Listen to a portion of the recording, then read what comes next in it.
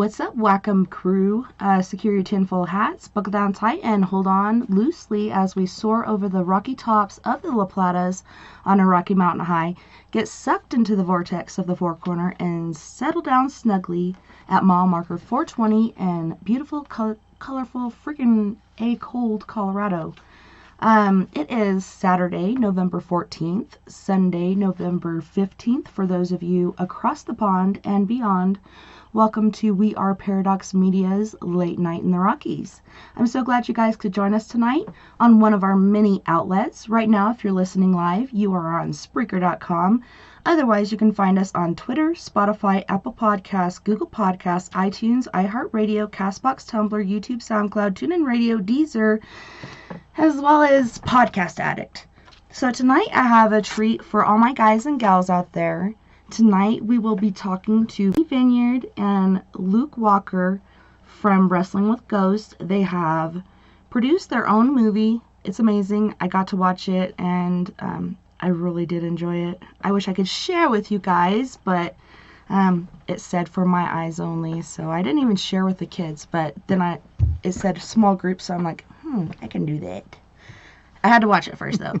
But the hike has no official rating as of yet. There is violence, nudity, gore, adult themes, profanity, drug and alcohol use, and tense situations. They feel safe in guessing that the movie would at this point be rated R. And The Hike is a horror comedy movie that is based on true events. Stories from lead actor, producer Vinnie Vineyard's brother, John. Novice hiking escapades are the baseline for the movie. In addition, the film mentions the Cherokee legend of Spearfinger. Creepy gal, gotta tell ya.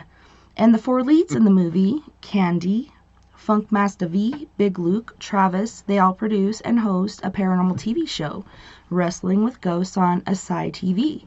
And what they found on an episode dedicated to Spearfinger informed some of the lore surrounding the film. Also, there are 3 flashback scenes in the movie.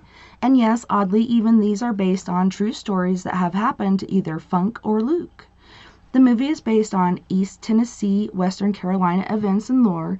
The actors all live in the East Tennessee and Arkansas area, and the movie was filmed in Virginia, North Carolina, and Tennessee, and the crew is from Tennessee and Virginia. And they have some awesome musicians on there. I had to look at the names, and I didn't recognize a lot of them, but that's what I like are the independent artists and different things like that going on as well. But they are hailing from Maryville, Gatlinburg, Knoxville, Asheville, Georgia, or Toledo. This is truly 2020's Mid-South horror movie, and I gotta say, I really loved it. At first I wasn't so sure because there was a lot of screaming, and I was just like, okay, can I do this? And then it was just I was hooked throughout the thing, on the edge of my seat, laughing my ass off, especially when that bunny got kicked and made that cool little noise. I don't know. I just had to laugh really hard at that. But welcome, you guys. Thanks so much for coming on the show and talking about this awesome new epic movie. Well, you just said everything that we needed to say about the movie, so we're out. All right, good night, you guys. Thank you so much for listening tonight on We Are Paradox Media's Late Night in the Rockies. Take care of my use. I was just impressed with all the podcast sources that you had. I kind of thought you made half of those up. Oh, no. Podcast Punk and Podcast Bitch and Spreaker Deaker and I don't know. It's just and we're on. Verbalize.com. It's these things aren't real. Dicky D Wahoo. You guys are rocking and rolling. You look so pretty tonight, Tessa. It's something with the moon. There's so many. Kirby from our movie looks hot tonight. Whoa. Even more so, and you, and and Luke is looking fetching tonight, and I am. I don't have a weird background on. We're talking on Skype. I know this is on radio, and they can't see us, but I had a nice sunset behind me as a background, and I looked ridiculous. No, you looked great. It was quite calming, Right. It was serene. Well, thanks for all that, and thank you. I actually took you didn't have a big review, but you had a review, and I put it on IMDb and put it on the Hike website, and it was a nice review, and I appreciate the kind words, because the thing that Luke and I don't know if anybody's heard us before on your show or seen us anywhere else, but Luke and I are pro wrestlers, we're comedians, we're musicians, and we have a ghost television show on Asai TV, and we produce a couple other ghost or paranormal type shows. But we got to say that making a movie is by far, and this is my opinion, it may be different for Luke, but this is by far the most insanely difficult thing I've probably ever done in the entertainment world. It was a monster to do, and we kind of got in over our heads a little bit. But at the end of the day, I'm probably more proud of this than anything I've ever done in the entertainment realm, and looking forward to do more. So I can't wait for people to see it, and we should know this week. I have an idea what's going to happen and how people can see it. And I think people can see it for free, which, the distributor that we're going to use, people in America can see it for free at least. That's awesome, especially during COVID days. There you go. But can't say anything official yet because we don't know 100%. But well, it's pretty much sold to one company, but once you sell to one company, you use that to leverage to other companies and see what the best deal you can get type thing. But it's all, we've been in the running for a lot of TV. This, I'm not bragging or anything. I'm just saying we hustle. Everything's on kind of on our own steam, and we've had a lot of contacts with television networks and Netflix and HBO and AMC and other things about Wrestling with Ghosts and a couple other ideas we had for television shows, and they just take so long and drag out, and there's no communications. And we found working with other, they'd always want to hook us up with a production company. I'm like, we're a production company. You don't need to hook us up with a production company because we are one. Yeah. And then the production company would never talk to you, and then they'd have you sign these contracts that don't pay you, and you can't do anything for 6 months, and then they don't talk. And so we decided we're just going to take our fate into our own hands, because even with making a movie, I'd like to, when we first started making a movie, before we actually started filming, I was like, oh man, anybody who wants to make a movie can just make a movie. I learned that was vastly wrong. Our experiences with making television and we did have a network show on Fox 43, and those things were technically really easy, because who cares if the sound is a little off or if the video is a little grainy. With a movie, it's all got to line up for an hour and 45 minutes, and you got to have the same sunlight in this, and you got to have the same sound in this, and then we're out filming in the middle of the national park, and it's like we would be 30 miles out in the middle of the national park, and somehow an airplane would find us for 3 straight hours, and then a motorcycle gang would decide to roll through on a hiking trail, and you'd have to stop, and you're out there, nothing's going on, and then the wind picks up, and you can't record anything and the first day of filming, we're out at a place called the Road to Nowhere. Now, does anywhere sound more desolate than the Road to Nowhere?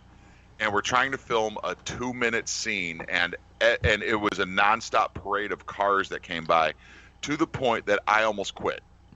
Out. Yeah, we had Funk's daughter was there doing. She's a great assistant, just production assistant. And we had her, every time a car would get out, we'd have her just cough and be like, don't spread the Rona around, baby.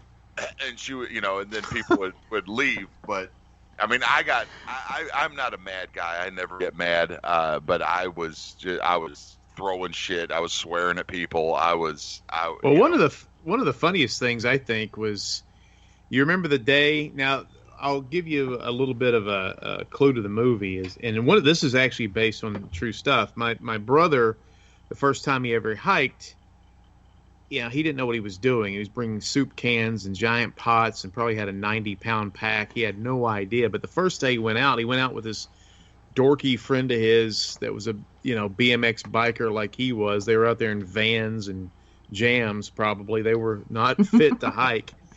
But they got on the Appalachian Trail and they started finding these Polaroids of half-naked people bound with their faces marked out. And that's in our movie, The Hike. Yeah. And I mean, and so he had a rough go of it. So, but you know, this movie is based on real events. Not everything in the movie obviously is real, but it's not a documentary. But it's based on stuff that actually happened. Every spray painted penis was a true story. Yes. That's the actual size right there. Right. And there's plenty of those in the movie. But so my brother found these Polaroids, and we used that device in the movie to kind of build, you know, the story. And so we're shooting out in the middle of nowhere. And there's a scene where we left this Polaroid of a naked guy leaning up against one of these abandoned buildings that we were shooting around. And so these hikers come through, and it's like, you know, a family of all these different types of people. And, you know, we're out there. We look crazy. I got brass knuckles. There's weapons. So people are like, I'm a 6'8", you know, long-haired man wearing a sleeveless trench coat. Yeah, he's trying to look crazy and, you know, and disheveled, and so all these people, you can just tell they're walking a little faster than they normally would. Good morning, God bless you, goodbye. And so we're doing our stuff and we're filming all this stuff, and this first time ever, this group of hikers, two people come back, and we're like, oh hey, how you doing? They're like, hi, and they go and they pick up the Polaroid and they start to take the Polaroid away. Oh, no. And they were like, we can't believe they were like, what is this? Because we weren't around the Polaroid. And they were like, do you know what this means? And we just had to say, oh, we're shooting a movie based on these Polaroid. That's one of our props. But my brother actually did see something like that years ago in the wild. And they were like, oh my God. We were like, what is happening? Because it was like this half naked guy tied to a tree. He was way more than half naked. Yeah, and their face was marked out. He's like, I saw it with my own eyeballs. Yeah, we ended up autographing it and giving it to him anyway to keep just for the story. Yeah, I took a picture of him too. They said don't put it on Facebook or nothing, but I was like, I just want to remember this story. That was pretty funny how they were just kind of trying to ease by us and just be like, do because they wanted to go steal the Polaroid and take it to the ranger station or tell their friends about it or something. I'm not sure. Yeah, probably go on the same, you know, storyline as you guys did with these pictures. Right. Hey, we should take it over here and turn these in because something's going on. Holy shnikes. It's rebooted. Well, we've been pleasantly surprised. We've gotten a lot of, and we appreciate your review, but we've gotten a lot of positive reviews right now about the movie. So what we're talking about, for anybody listening, this is a movie called The Hike. You can go to IMDb or you can go to thehike2020.com, and there's a lot of information about it. And it's a comedy horror. I think a lot of people don't expect how much comedy is going to be in it. I loved it. But that's my favorite when you have that perfect mix. Those are two of my favorite genres together.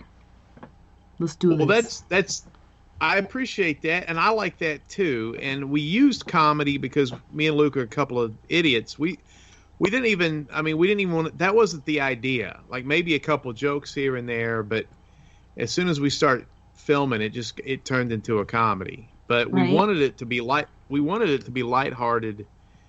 Because I think one problem a lot of horror movies struggle with is they introduce these characters that nobody gives a crap about.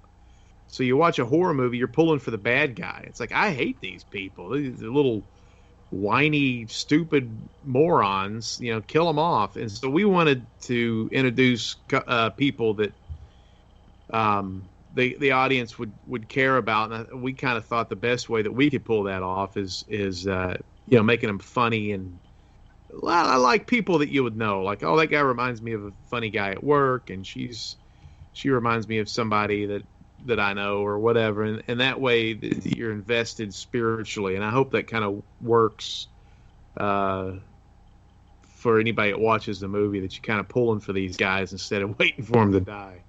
Yeah. Yeah. When we originally wrote the movie, it was a straight up horror movie. And then just as we got out into the field, we just started adding comedy elements, and Vinny's acting, I wrote a script, and the script was basically, these are the points I want you to say, but say it say these, get to this point, say it how you would say it. And Vinny's delivery, he'd always throw out something funny, and that would throw Candy off. And Candy's a great actress, but I've heard a couple shots on her acting in the thing, and I was like, no, every time you see her kind of flip a line or anything, it's because Vinny screwed her up, or she doesn't like being touched, and Vinny would just like rub her arm. He's all... Yeah, you saw that. Like, I would just sit there and I'd be like, we'd end a scene, and I'd just take the tip of my finger and run it down her bicep, and you could watch her head just twitch, like, huh? Like, she's got, even with her husband or her loved ones, she doesn't like anybody touching her, really. It takes her a minute to kind of warm up. It freaks her out no matter who it is, and once I found that out, that was a lot of fun for me. You just couldn't help it, right? And we filmed the majority of the movie in chronological order, and you can see these festering leg wounds on Vinny just grow and grow through the whole just poison ivy and bot flies and skunks. And I was going to ask, how are your beautiful legs? Like, are they better? Did you have to get them amputated? Like, what happened? Could you see? Because I edited a lot of that out. Like, anytime my legs were in frame, I tried to frame those mother effers out. No, and I even looked, because you guys mentioned it last time. You're, like, talking about how horrible it was. I think it was on your YouTube channel or something that I was watching. But you were talking about your legs and, like, the poison ivy and the bug bites and all this other stuff going on. And so I looked, but I couldn't tell. But I think it's like you guys said in the review version, this is on YouTube, so it kind of dumbs down all the stuff you paid for, basically, to do it, It takes it down a notch, so you can't see things as well. Yeah. So perhaps it was for the better for your little leggies, because I couldn't tell. I definitely edited those out. Like, if there was a scene where my legs and sores and blood and all that stuff, I'd just be like, whoop, I had an awful time. I don't know what happened. I got out there, and there's a fight scene that I'm involved in, not giving anything away, and you can see my legs are bleeding all over the place. It got so bad. Now I'll let this. Luke doesn't even know about this. So there's a small scene where I go to a karate dojo in a blonde wig. Yeah. And I'm out there on the mat no more than 2 minutes, and not even really going. We're supposed to simulate a judo match, and we get done in a minute, 2 minutes tops. I mean, there's no time at all. And the guy's like, dude, you bled all over the mat. That guy spent 15 minutes with that iodine stuff mopping up all the blood that was coming out of my judo pants and on the ground. I felt pretty embarrassed by that. I was like, that's kind of terrible what I did to his. But yeah, I got jacked up in the woods there. That hurt me. One of my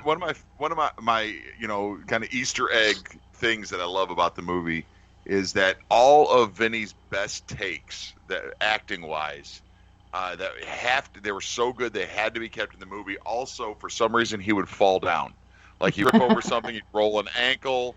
He would, there's no pratfalls in the movie. Every time you see Vinny almost fall down, he's almost falling down. That's mostly true. There are some that I did on, because but yeah, I do fall down quite a bit. A lot of people find it funny. At the end of the movie, there's like a thing that says, take a shot every time Vinny almost falls down in the movie.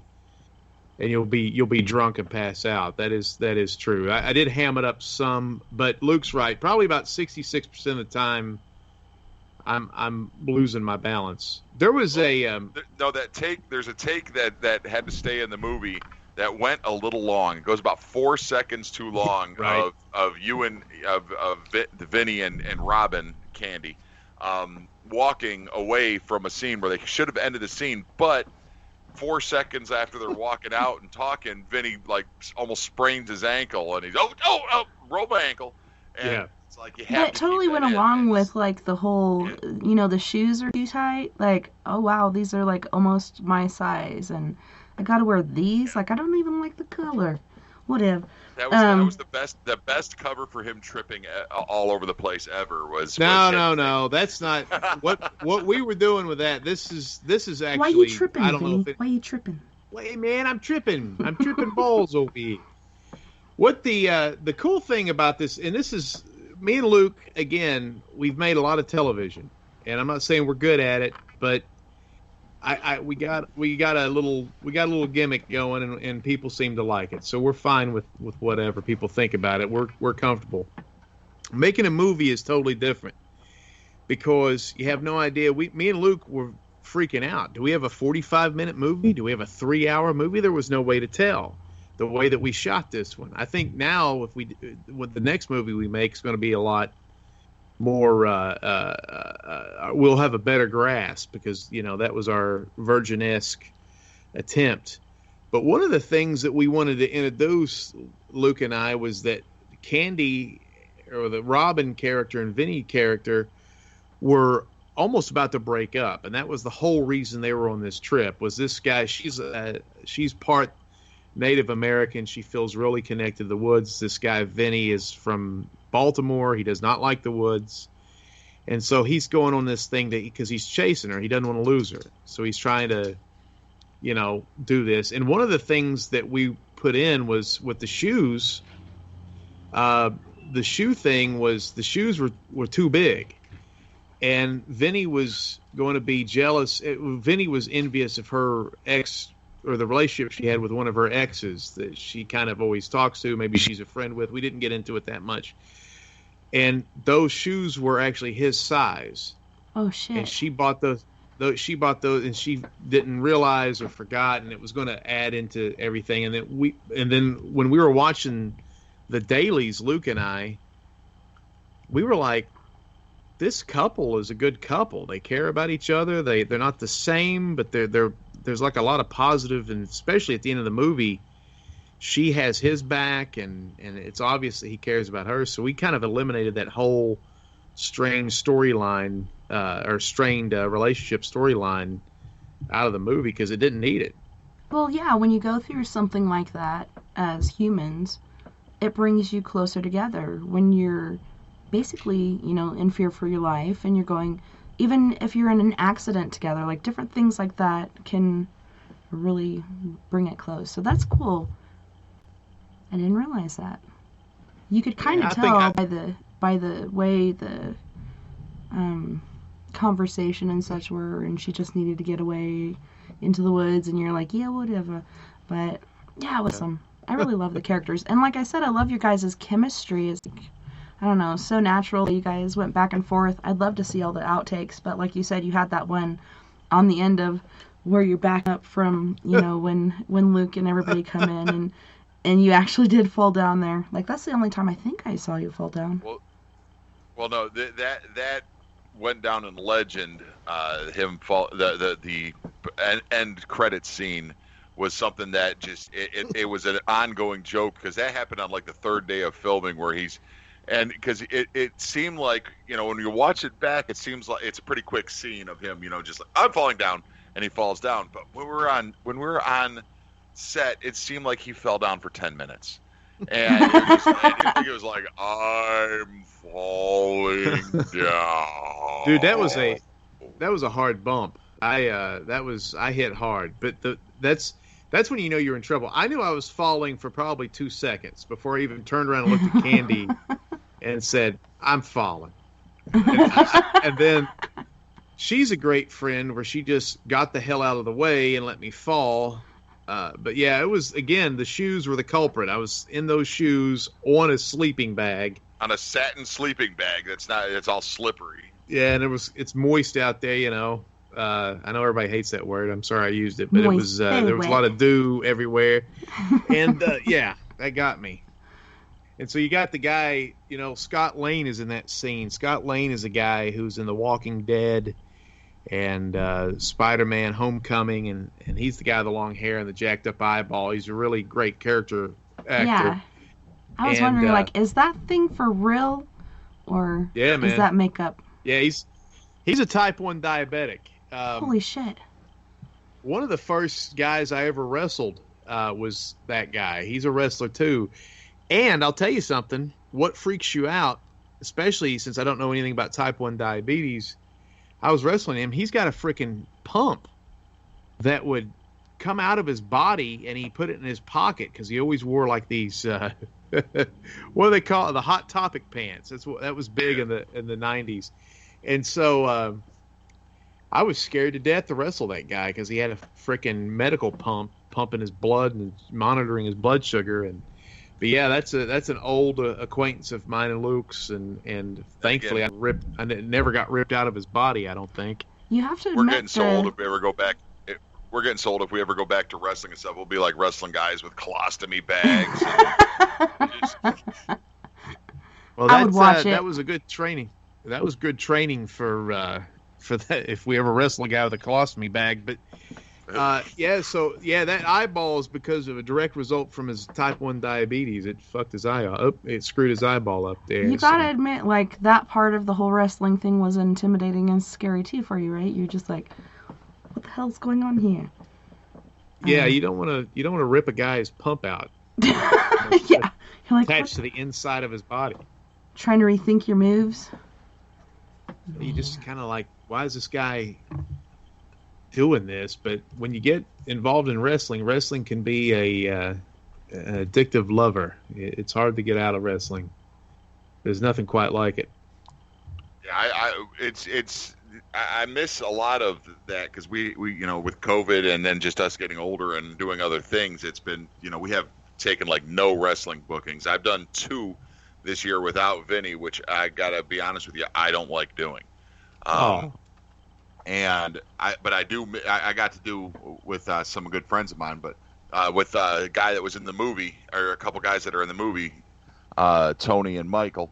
And I do miss going out and talking shit to a crowd. There's nothing better than going, you know, standing in a wrestling ring in front of 100, 150 people and just, you know, like talking about some guy's mother and, you know, stealing people's hot dogs and eating them. There's nothing better than that. But I always said that Big and flirting Funky, with ugly women in front of their husbands. Oh yeah, But if Big and Funky went on a reunion tour or a farewell tour, we wouldn't even wrestle. We'd just go out and talk shit to the crowd and leave.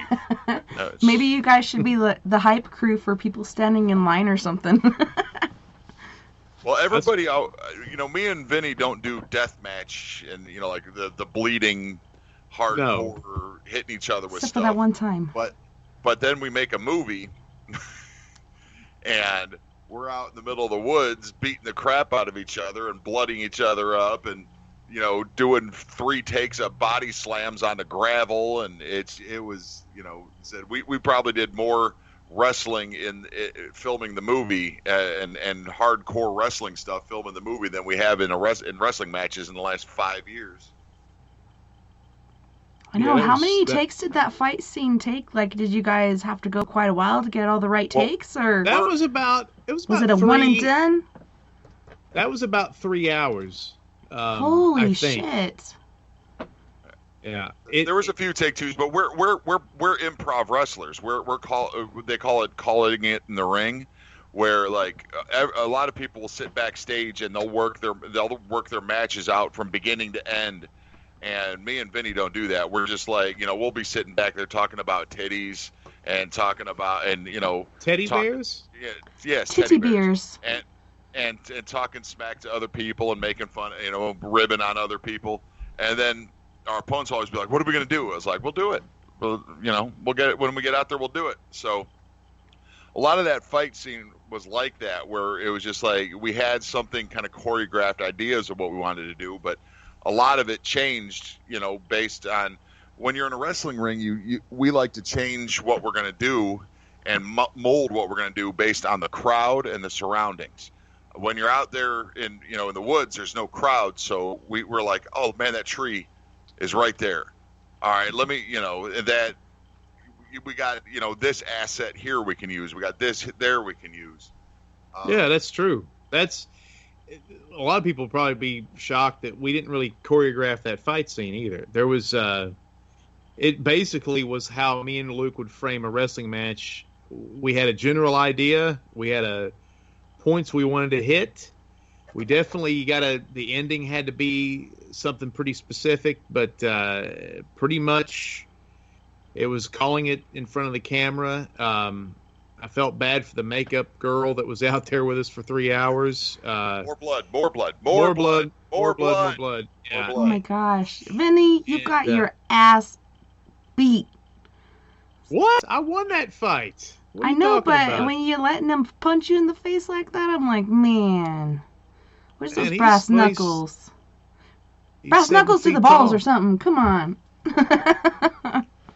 Well, that was one of our more recent reviewers from a guy. I have no idea who it was.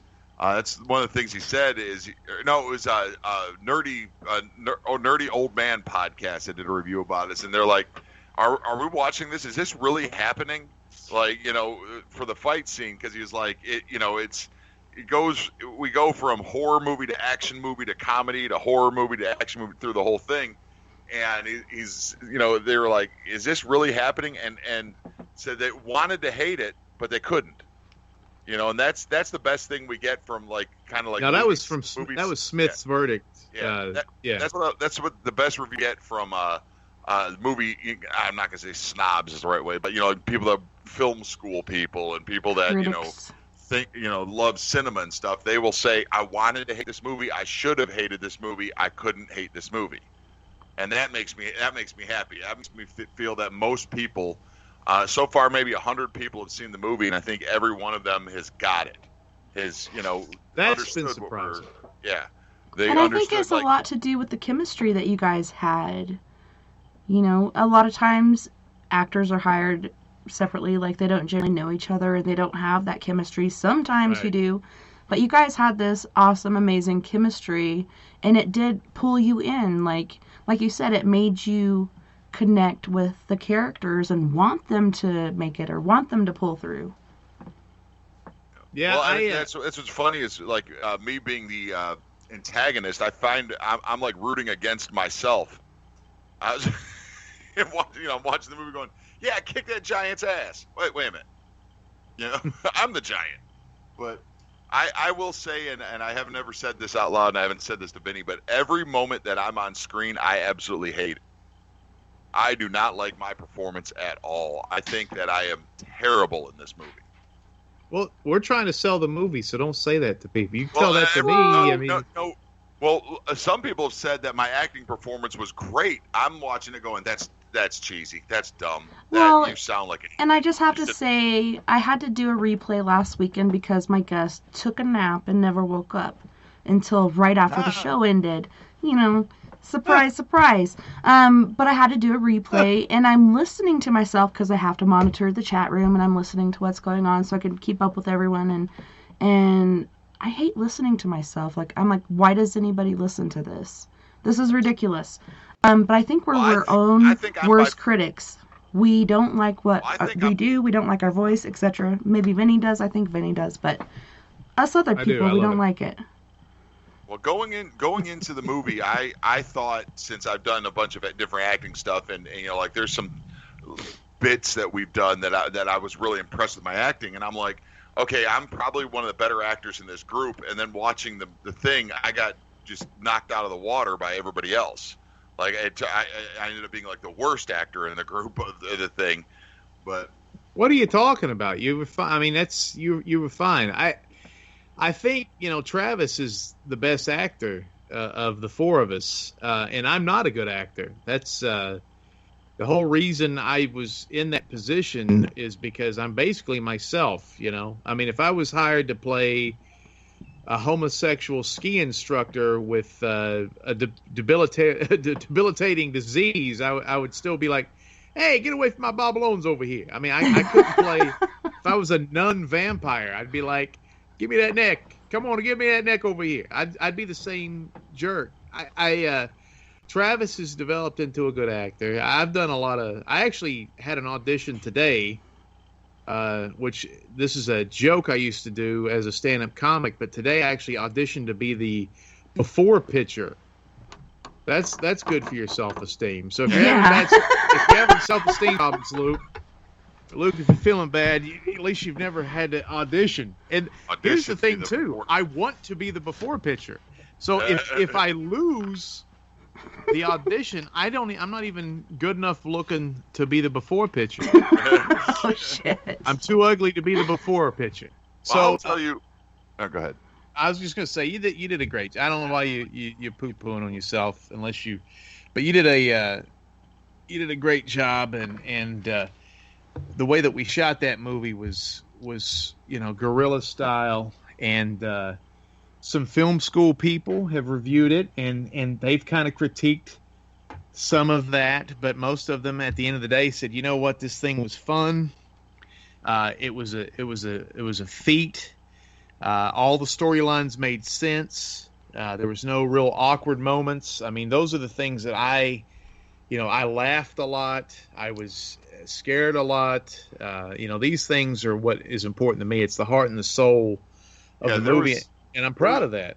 There was that one review that I thought was funny. It was like, yeah, well, I'm watching the movie, and there's like, this doesn't make sense. This doesn't make sense. Why am I watching this? What does this have to do with the movie?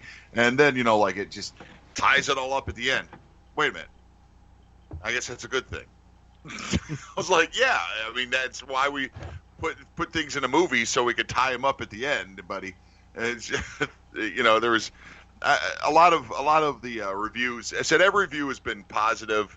One of them looked kind of negative to other people, but I was like, some of the things they were saying that were negative, like, well, this looks like a 70s grindhouse movie. Like, yeah, that's what we're going for. Or, this reminded me a lot of a Rob Zombie movie. There's a song at the end of the movie called Zombie Love. Yes. And it's from my friend Fish Fisher, and it's one of my favorite songs that, not just that he's done, it's one of my favorite songs. And his idea for that song and our idea kind of for this movie, his idea for the song was, what happens if I mix up Rob Zombie and Justin Timberlake? Oh. And that's kind of how we went at the movie. What would happen if we mixed up a romantic comedy and a horror movie? And mix up Justin Timberlake and Rob Zombie. And so if somebody wants to say it's like a Rob Zombie movie, thank you. We were going for that. But we didn't want to do as kind of the quick editing and stuff. We didn't want to do all that, and we wanted every last thing to make sense, because Rob Zombie movies have a lot of things in them that just don't make sense. But we wanted everything to make sense. There's people, a lot of people, that we sent the screeners to have watched the movie 2 or 3 times. Because they'll watch it once and then they're like, oh, I got to see it again, knowing where it ends up. I want to now I want to see it then, and they enjoy it more the second time they watch it. Because there's a lot of, like, almost every scene that you see just 2 people, there's actually 3 people on screen.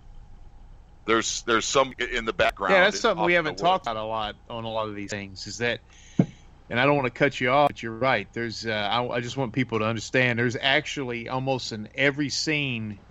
So next time you watch the movie, anybody, or first time, try to see if there's anybody, but everybody's constantly being spied on. And it's a little difficult to see sometimes, but and that's on purpose. But they're not just Easter eggs, but we just wanted it to be creepy as hell. We wanted people to be like, "There's a freaking dude standing back there." So, who is that guy? Who is that guy? It's just some guy. He's looking for the bus transfer. He's gotten lost. He's trying to find the orange line. And then there was another review that was talking about the beginning of the movie, the first 3-4 minutes, the opening sequence. where Vinnie did this amazing thing. So, again, we go with low budget, and Right. we have to go with the assets available to us. Well, the assets available to us for the opening scene that I wrote, we were going to film it on Sunday. On Saturday, an actress backed out. We got a backup actress who then we were going to film the scene on Saturday, but on Saturday, the dude that we had that was going to be a character named Kyle, he couldn't make it. So then we had to get another actor in there, and then the third actress, she backed out on her way to the set. So we had to completely rewrite that in the last minute, and we had the whole thing. And then Vinny goes, "You know what I did? I made it go backwards." And I was like, "That's the dumbest thing I've ever heard. You made it go backwards?" And he's like, "Yeah, but then I've got this other thing that you filmed with your daughter that's playing forward while this is going backwards. And I've got this really cool bagpipe music that sounds freaky as hell playing backwards." And I watched it and I was like, I still think that the original way I wrote the intro to the movie, it was something I wrote for another movie that before this one was even conceived. And I need to put it in a movie in the future. But what Vinny did, and what it just last minute putting it together was ridiculous. I love it. I Well, really thank you. loved all of that. The only thing that got to me was the random screams. Like I could see like having a couple, but that was what was hard for me at first. And I was like, oh my gosh, like I was expecting something different, but then it went into something else, and I was just hooked. And I was expecting something different with the original character. What is her name? I don't want to say it incorrectly. Kirby. Kirby, yes. So I'm expecting a female with her, but then, like you said, you have these different things that happen. So there's a male in link with her instead of a female. So that was different than what I played it up to in my mind. I'm looking forward to these things. But yeah, it was still awesome to see her do what she does, and it was. I just really love the cast. I love you guys. Well, see, Kirby came in and she sent us into overdrive as far as our acting, because up until that point our acting on set was a little flat. Everybody was kind of afraid to let their emotions go, and then we bring this girl all the way out from Arkansas, and she's fantastic and she's beautiful, and she screams. And then she starts acting and screaming and scared, and then everybody else, and that set the tone for the rest of the movie. We're like, okay, well, now we're all comfortable because look at this girl. She, came out. She might have exposed herself on film. And it wasn't like, lewd or unclassy or whatnot. It's just somebody enjoying being in nature and being a part of it, basically, is what I got out of it. Here's what we're willing to do as filmmakers. We've got another 5 movies lined up that are scripted, and we're not going to shy away from nudity. The next movie, Vinny's naked for 15 minutes of that movie. Really? Yeah. And Vinny's going to be naked for 15 minutes of that movie. And the thing is there's so much woke culture and Me Too and all this stuff. I'm not going to hire an actress and then get her on set, or an actor and get him on set and going, okay, you're going to be naked. No, they know coming into it that there's going to be nude scenes. And I think something seriously lacking in today's horror movie, because some of these coming up are pure horror movies. So that's something severely lacking, is nudity that makes sense. And maybe a little salacious nudity. But it has to fit into the storyline. But so many directors and production companies now are so afraid of nudity. We're like, dude, it's natural. What is the fucking problem? I don't get it. We don't have Scarlett Johansson in our movies that we're paying $12 million to get naked. I can find a girl that can act that has a fans only page. She's obviously not afraid to be naked. And then Kirby just knocked it out of the park. I mean, I was so proud of her, and it was very emboldening for her to be on set that day. We cleared the set. It was just me and the drone operator. Were the only people that saw her, and he's a gentleman. I'm a gentleman. I actually felt bad. I'm like filming. I'm like, I'm sorry. Okay, I'm You're sorry. like trying to trying to cover your eyes. You can't feel that, boy. I turned Canadian. I was like, sorry. Sorry about that. Sorry about that. Sorry about that. Oh my. I'm not smoking marijuana. This is actual tobacco pipe. Oh. But you're in Colorado, aren't you? Oh yeah. She just said 420 in the mile. She got a mile marker. Yeah, look at that. Yeah, look at all that lettuce. She's got I grew this. I made this by myself. That is a lot of kale. You should be happy with that kale for your salad.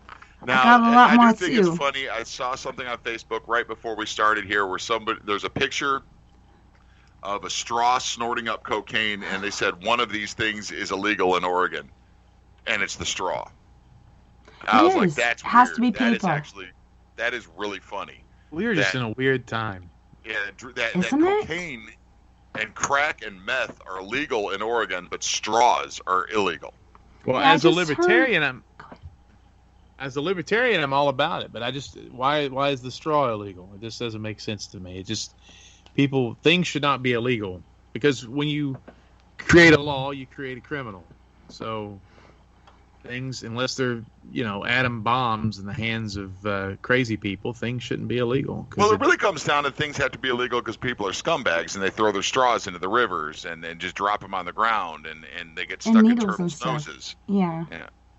But it's still going to happen. It's not, the law is not going to change anything. Prohibition doesn't work on any level. Yeah, whether you're a crack addict, a coke addict, or a Coca-Cola addict, like, you're using a straw. And those paper ones really do suck. It's like a one and done sort of thing. Straws suck. Yeah, they really do. It's amazing. But I actually heard recently that you're like the king of dad puns. Right? And I don't try to, but it just happens. Yeah, they just legalized heroin somewhere, and I think it makes sense because, like, people have addictions, and once you do it, you can't help it.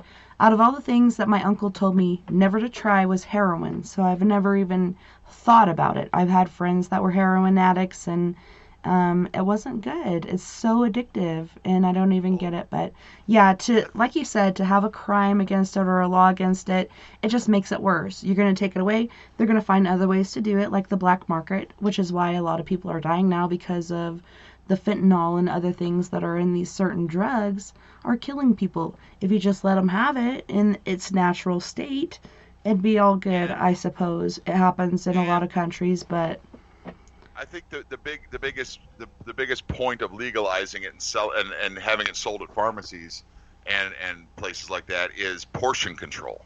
Mm-hmm.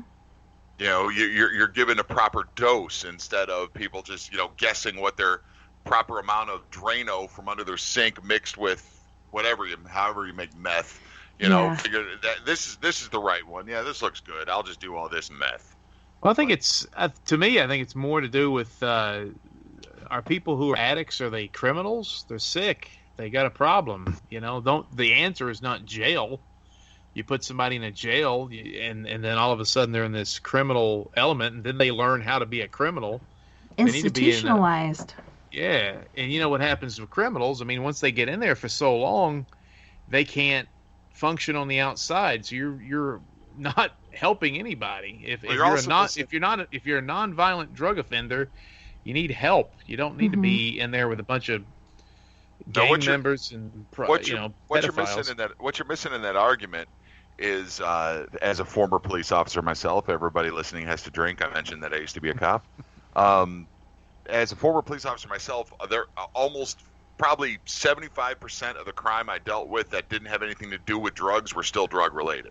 Right. All the thefts, all the fights, every murder that happened was all drug related, even though drugs weren't involved. But you do eliminate a lot of that. Like, people aren't going to be killing each other for heroin when you can get it at the pharmacy. That's right. Oh. But they still might be stealing TVs and cars to get the money to buy it. Because, like, Illinois is the worst. a dot, or what I don't know what you call packets of weed anymore, but what I used to pay $25 for in Illinois from a guy named Chad. I'm giving away too much. What I used to pay $25 for, and it's still somebody I know said a bag is still like $30. If you go to a dispensary, it's $125 in Illinois. What the crack? So there's still, everybody's like, okay, so it's illegal to have us on it, but it's illegal to sell on our own. You have to buy it from a dispensary, but I'm going to spend $30. I'm not spending $125 for a bag. No. Forget that. I have a budget that I have to go by. Give me a little bit of this, a little bit of that, a little bit of this. $35, I'm good and done. But here we can grow our own, and that's what I showed you. Like, my own grow that I had this year, because I don't have my thieving ass nephew living with me, so I can grow without worrying about all my stuff going away. It was ridiculous, but like you said, you have these laws. It causes people to go somewhere else to do it. There's prohibition. There's so many other things. You can try these different things to stop it. It's not going to help. And like you said, you legalize it. You have these people standing in lines to get their legal limit, their legal amount, and they're not going to abuse it. There's some people that are like, okay, I'm going to quit, so I'm going to take a really massive dose this time because it's my one and done sort of thing. And a lot of times it is, because they die from it unless somebody's there with them. But yeah. I worked a lot of heroin overdoses and pain pill overdoses. Oh my God, and what happened with those, it was always almost always, I'd say 75% of the time, what it was somebody had quit. And they'd been quit for 3 months, and then they started. Then they fell off the wagon and hit the same amount that they did when they quit, and it killed them. Yeah. That was most of the overdoses. So if they had a regulation on the dosages, then those people would be alive right now. Yeah, it's just like prescriptions. You have so much, you can't get any more till this certain date. This is your dose per day. This is what you have, instead of, like you said, doing that. And, you quit, you go back on the wagon, you take the dose you did before instead of really thinking about it and taking a smaller amount, because that's what you used to be able to handle. That's what your organs were used to. But people that are going to quit, they'll do the whole Hail Mary thing, like, this is my last time, so I'm going to make it a good one, and it's not good. It's usually, like you said, lethal. Unless somebody's there to call for the paramedics or cops to come, a lot of them carry these vials of, I can't even remember what it's called, that they shoot into people. It brings them back to life if they're there in time. The Narcan. Yeah.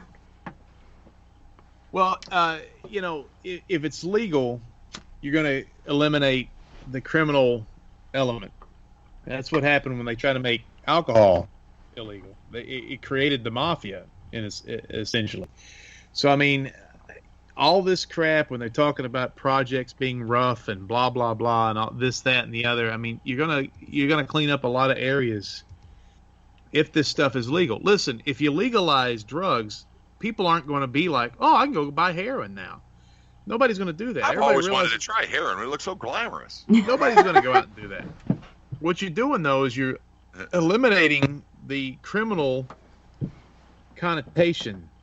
And so, like with what Luke says, if there's murder, if there's robbery, if there's a hold-up, a break-in, those are all crimes. But if a guy just has heroin, that's not a crime. Now, if he hurts his kid or he starts driving a vehicle, that's different.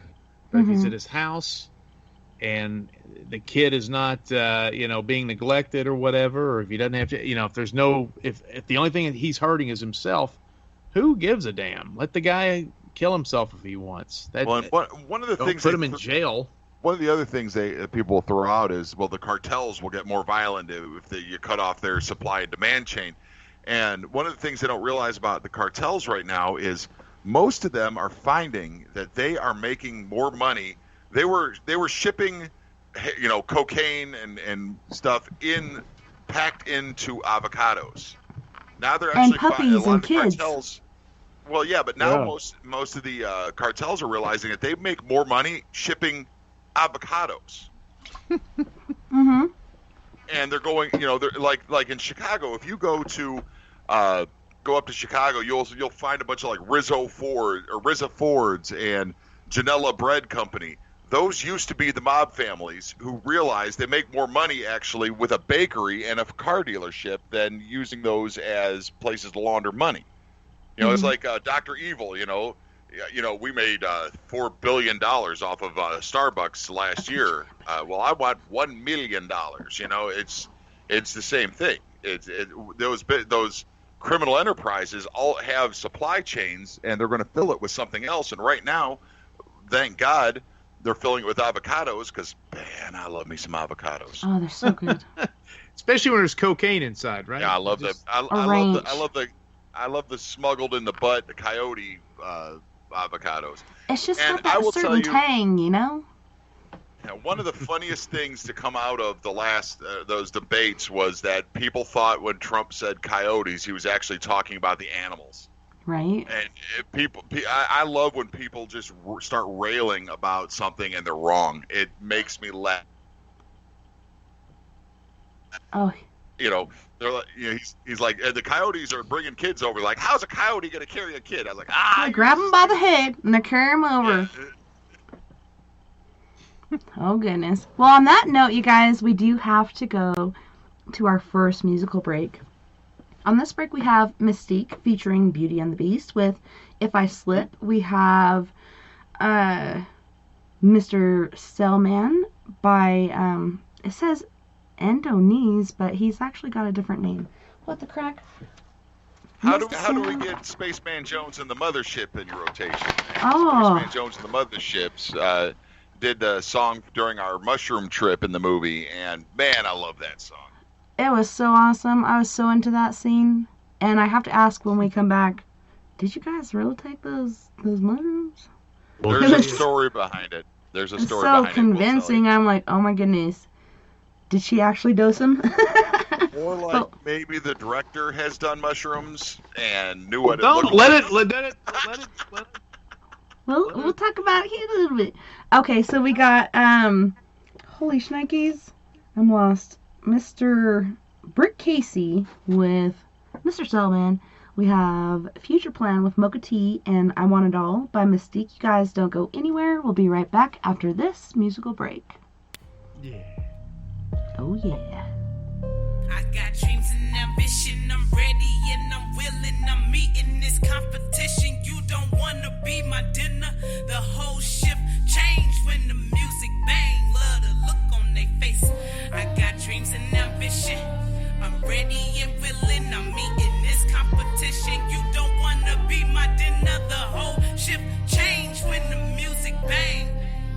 I just love to see the look on their face, and if I slip, I'ma bounce right back, cause I was born for this. I got dreams and ambition, man. If I slip, I'ma bounce right back, cause I was born for this. I'm ready and willing, even if I slip, I'ma bounce right back, cause I was born for this. I'm meeting this competition. If I slip, I'ma bounce right back, cause I was born for this. You don't wanna be my dinner. I'm about to do this to death, cause I know they watching. Don't understand the talking, tell that dog to quit barking.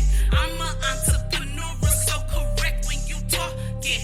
Bet I get it back and take a loss to be a boss. Coming fast and I'm switching lanes with it. Crisscross, never messing with you, rapping ratchets, what you really thought. And my jab steady dreaming, chasing missions for the fam.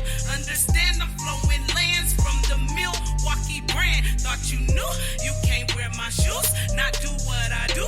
It's a mob, I don't pick and choose, just stick it to the rules. Keep my beast above and beneath. They know I'm beauty. What you need, I got what you need when it come to it. Who been grinding all winter, so the summer extra lit.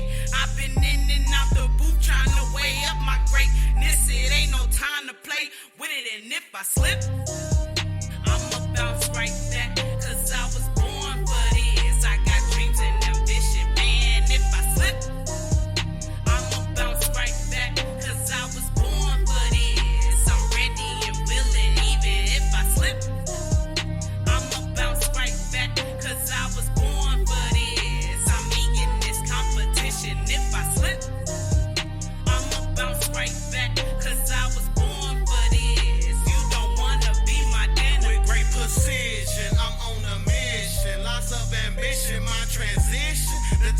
ticking, willing and wishing. Just listen, I punch harder than Sonny Liston. They fishing, looking for teeth.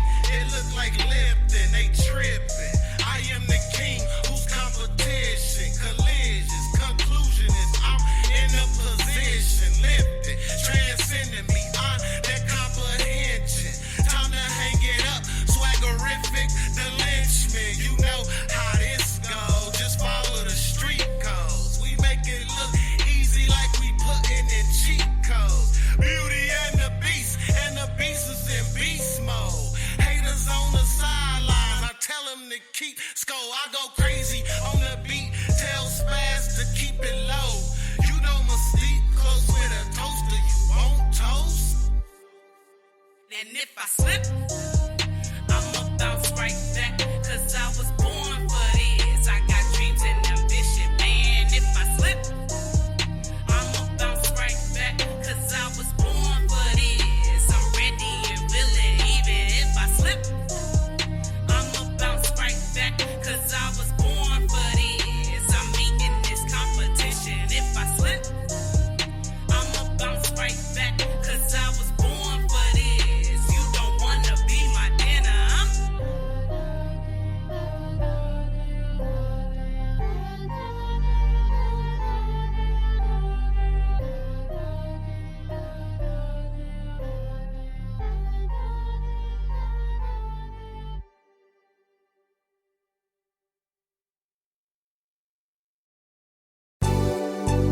Hello? I'm trying to call my baby, but it's poor reception or cause she ain't picking up. Hello? Hello? Listen, Mr. Operator. I've been up all day and I'm trying to dial my baby's number. See, it only rings straight to the machine. 617. Now I know something must be wrong with this cell phone, cause my baby knows she wouldn't hang up on me. So tell me what's going on. Now see, most of the time phone only ring twice. How you doing, boo? Cool, how's your date? Nice. Now she ain't picking up, plus a text her. Put her to your plane, she's the one to get next to. It's not just the way, it's all day with affection. I'm hoping this detection is poor reception. Straight to the machine, mean it's like clicking my car, get connected quick. I'm saying, hey, Mr. Cellular Phone Man, I see there's something wrong with my line. I try to dial my baby's number, but get click every time. Mr. Cellular Phone Man, I see there's something wrong with my line. I try to dial my baby's number, but get click every time. Why she ain't picking up, yo? I see the phone rings quite a few times before any answer. And I know she's home, well at least till 3. And I know she's home. Now I don't mean to be any bother operator, but could you just check and connect this call for me? Cause I know she's on. Now see, the first time I call, I'm like, maybe she working. And the second time I call, I'm like, little bit hurting. But the third time I call, I'm like, going berserk. And now half a day gone, can't get her on the horn. Usually in the morning, maybe it's something wrong. I mean, she wouldn't take this long to call back. See, we tight like that, she's supposed to be mine. So could you please try it one more time? Hey, Mr. Cellular Phone Man, I see there's something wrong with my line. I try to dial my baby's number, but get click every time. Mr. Cellular Phone Man, I see there's something wrong with my line. I try to dial my baby's number, but get click every time. Why she ain't picking up, yo? For some reason, it's like she ain't home. Just wanna get my baby on the phone. Now I know that she's there all alone. So can you please hook up my cellular phone?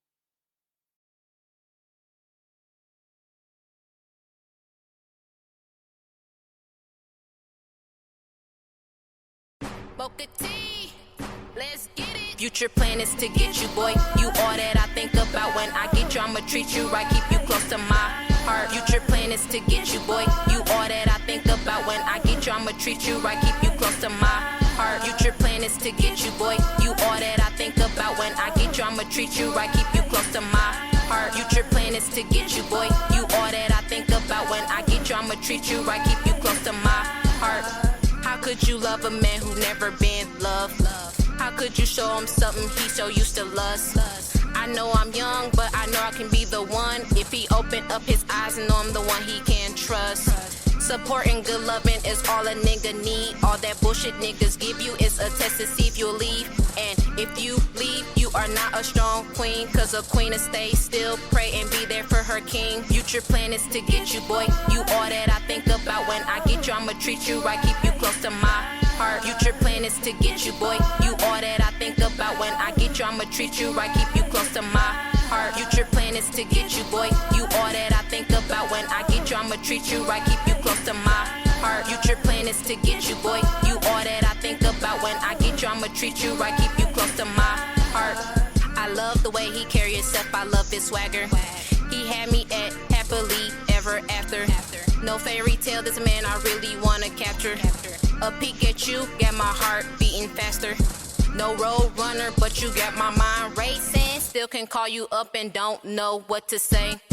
My friends might say I'm dumb, my friends might say I'm stupid. Then again, why take advice from single women? Future plan is to get you, boy. You all that I think about when I get you. I'ma treat you right, keep you close to my heart. Future plan is to get you, boy. You all that I think about when I get you. I'ma treat you right, keep you close to my heart. Future plan is to get you, boy. You all that I think about when I get you. I'ma treat you right, keep you close to my heart. Future plan is to get you, boy. You all that I think about when I get you. I'ma treat you right, keep you close to my heart.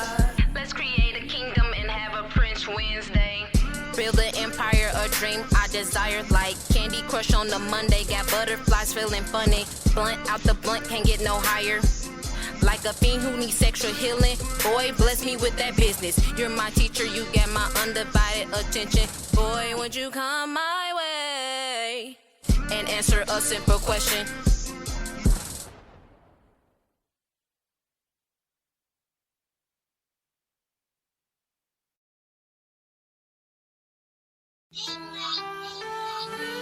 Yeah, okay.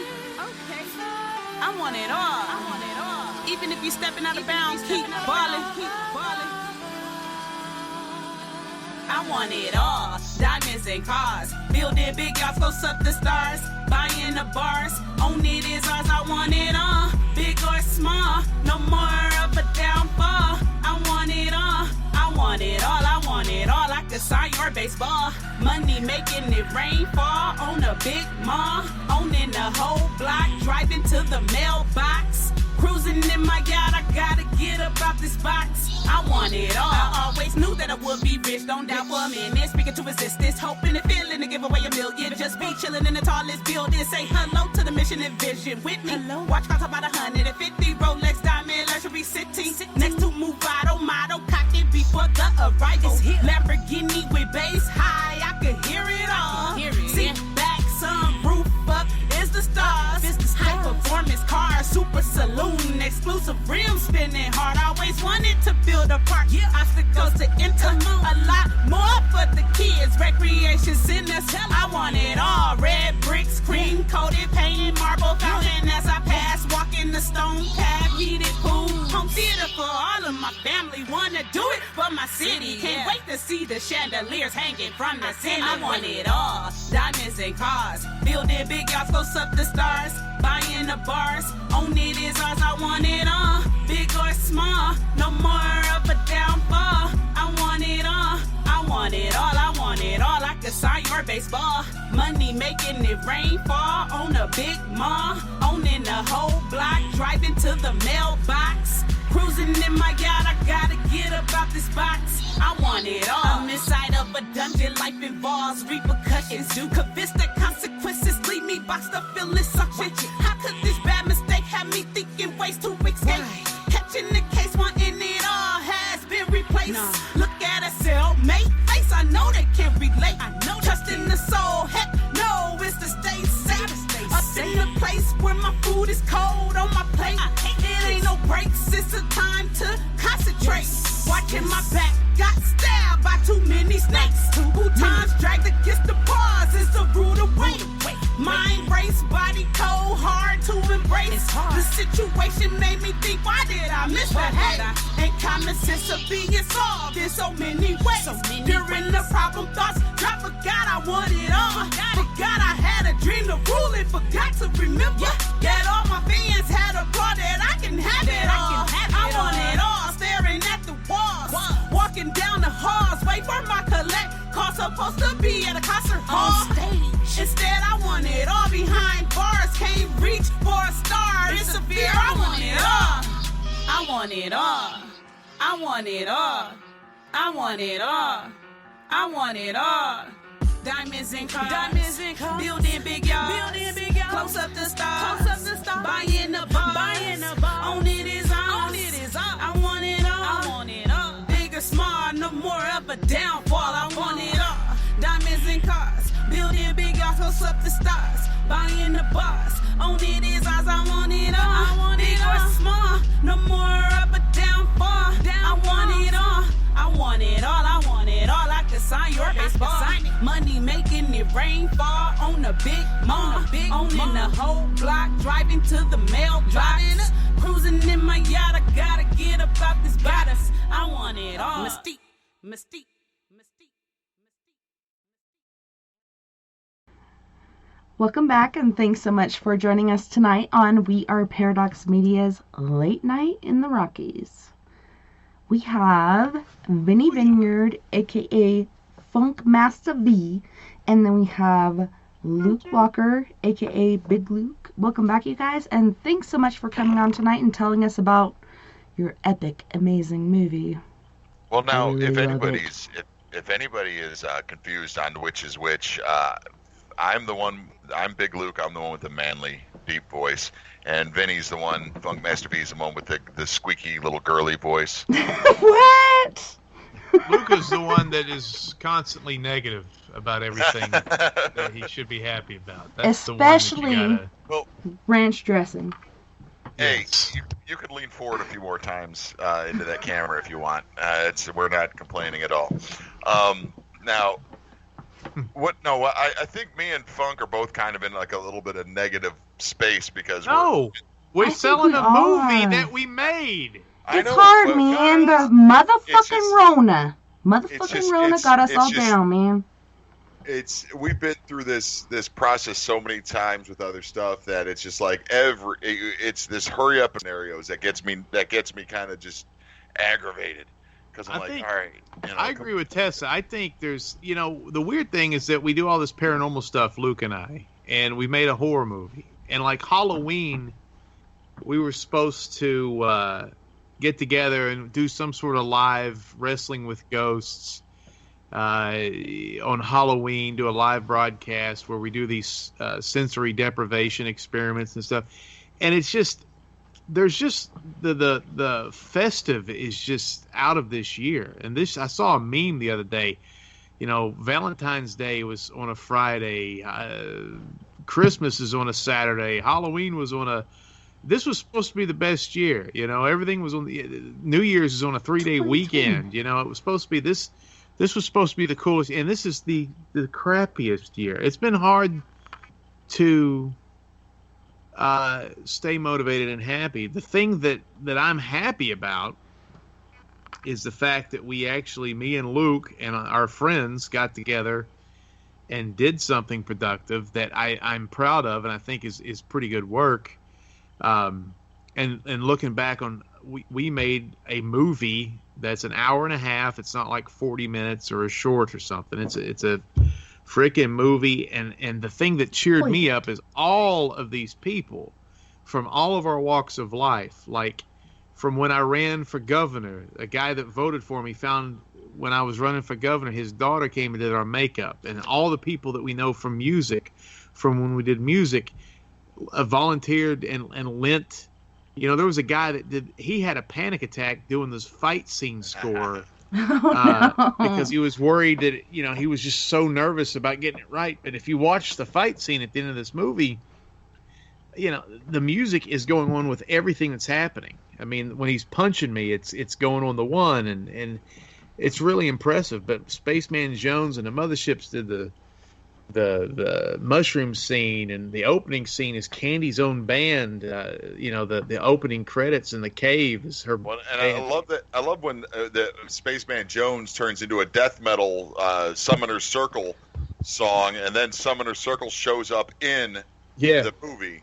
And then I've heard a lot of people, and I've never, a couple different people that have reviewed the thing said that their favorite thing is like the acoustic guitar that's playing over a lot of the scene, a lot of the nature scenes and everything, and that's me. I didn't even notice it because it just matched, If it doesn't match, it stands out, but if it colludes with what's going on, you don't even notice it. It's just like perfect. I think I'm very proud of the music, and what Luke did with guitar. Like you said, you don't even. It just looks like you're looking at the Appalachian Mountains, and so he's playing. He's kind of a blues guy, but he was playing more of what is more akin to East Tennessee and Western Carolina. Yeah, I was playing banjo structure on a acoustic guitar.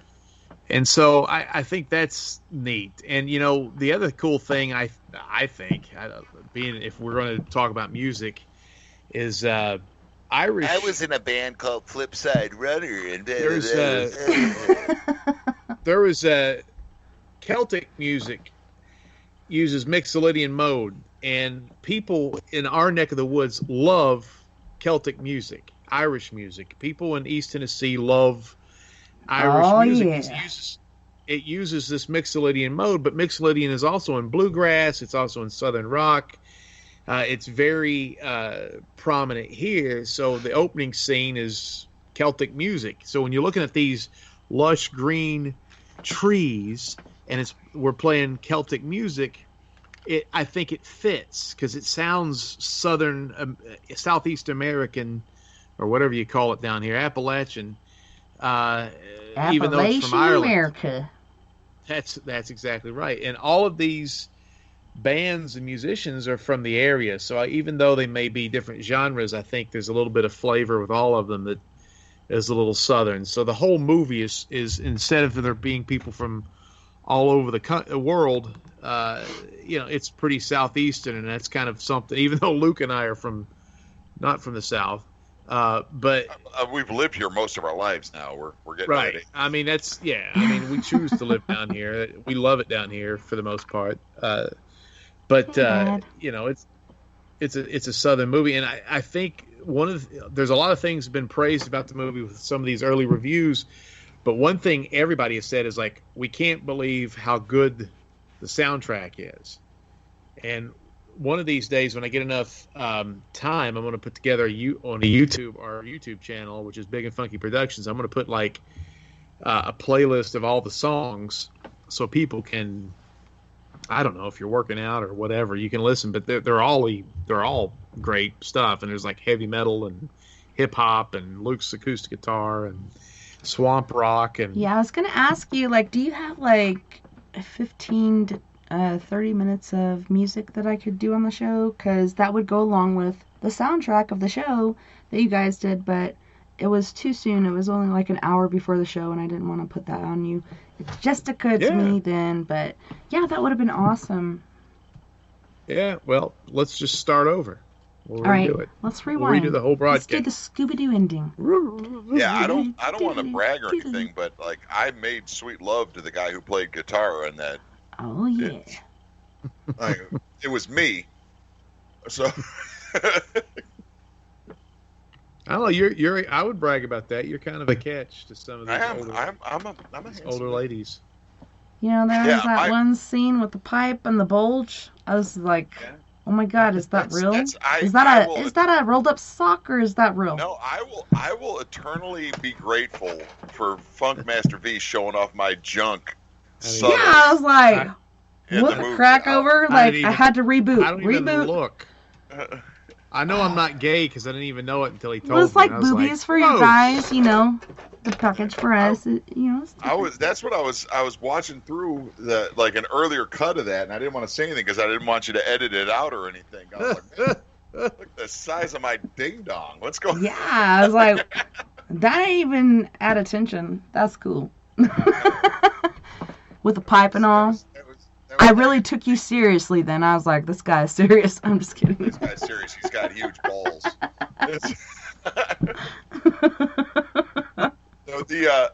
So there was something that we wanted that we're teasing before the break. The mushroom scene. Oh yeah. And yeah, people like that. We tried a bunch of different. Like I said, there might have been a few people on set. Funk Master V's a teetotaler. He does not do drugs, drink alcohol. He never has. But you're not a bourbon guy? I was a bourbon guy. I was an alcohol and drug counselor for 3 years, though, so that was a strange job to have. But, you know, I figured... Even though you had no, like... Yeah. I mean, I know human beings. I'm an expert at human behavior. Yeah, I mean, you don't need to. Like, if I was a shrink and I was supposed to help axe murderers, I don't need to be an axe murderer. You know what I mean? If you're a doctor and you're trying to treat somebody with colon cancer, it doesn't mean you have to have colon cancer. I mean, human beings are human beings. I mean, even though don't have a vice like that, I have other vices. I know what it's like to be sitting in bed wanting to do something I shouldn't want to do, you know? So, I mean, I know that if it comes down to something that's going to interfere with your life. Of course, I don't view drugs negatively. I just don't. I didn't care. Well, and Luke's going to tell you a story, but I want to tell. I haven't said this yet on the thing. So when you're framing a movie, I haven't said this in any sort of interview yet, but so Luke and I were worried, right? I mean, we're sitting there like, okay, all this is starting to work together, but there's parts of this movie that just aren't good, or we're worried about the rhythm of the movie. Is everything going to be too mundane for about 35 minutes? We need something to hit.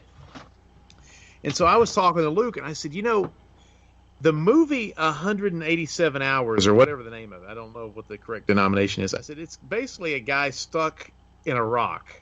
It's that movie where the guy gets his arm stuck in a rock and he has to cut it off. Spoiler alert. Yeah. But it's based on a true story.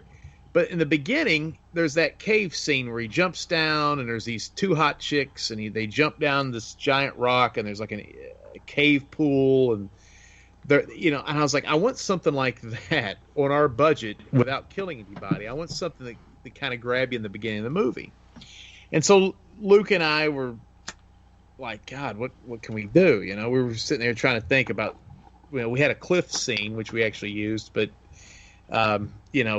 we didn't have the budget to make that look too it's not too impressive, I guess. But so one night, and people who don't know, I own a taxi cab company.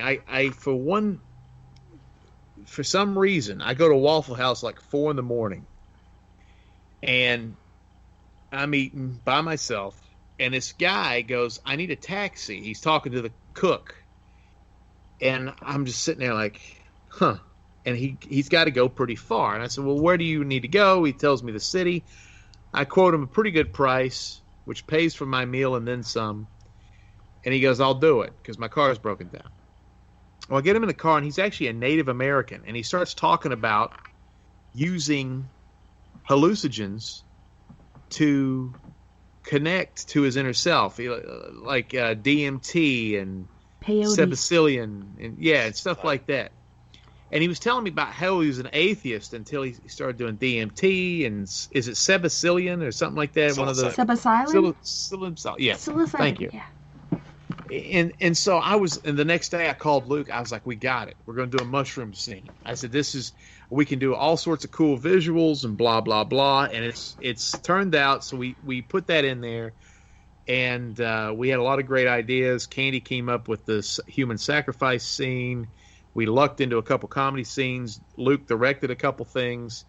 But that actually turns out to be one of my favorite parts of the movie, and other people seem to enjoy it as well. It was so cool. I loved it.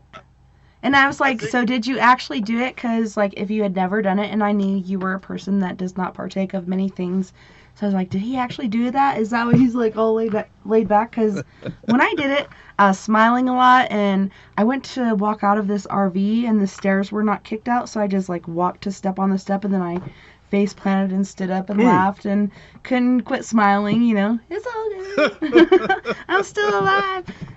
But all the colors were more vibrant, and I never tripped. Like, I don't know if it's my genetics.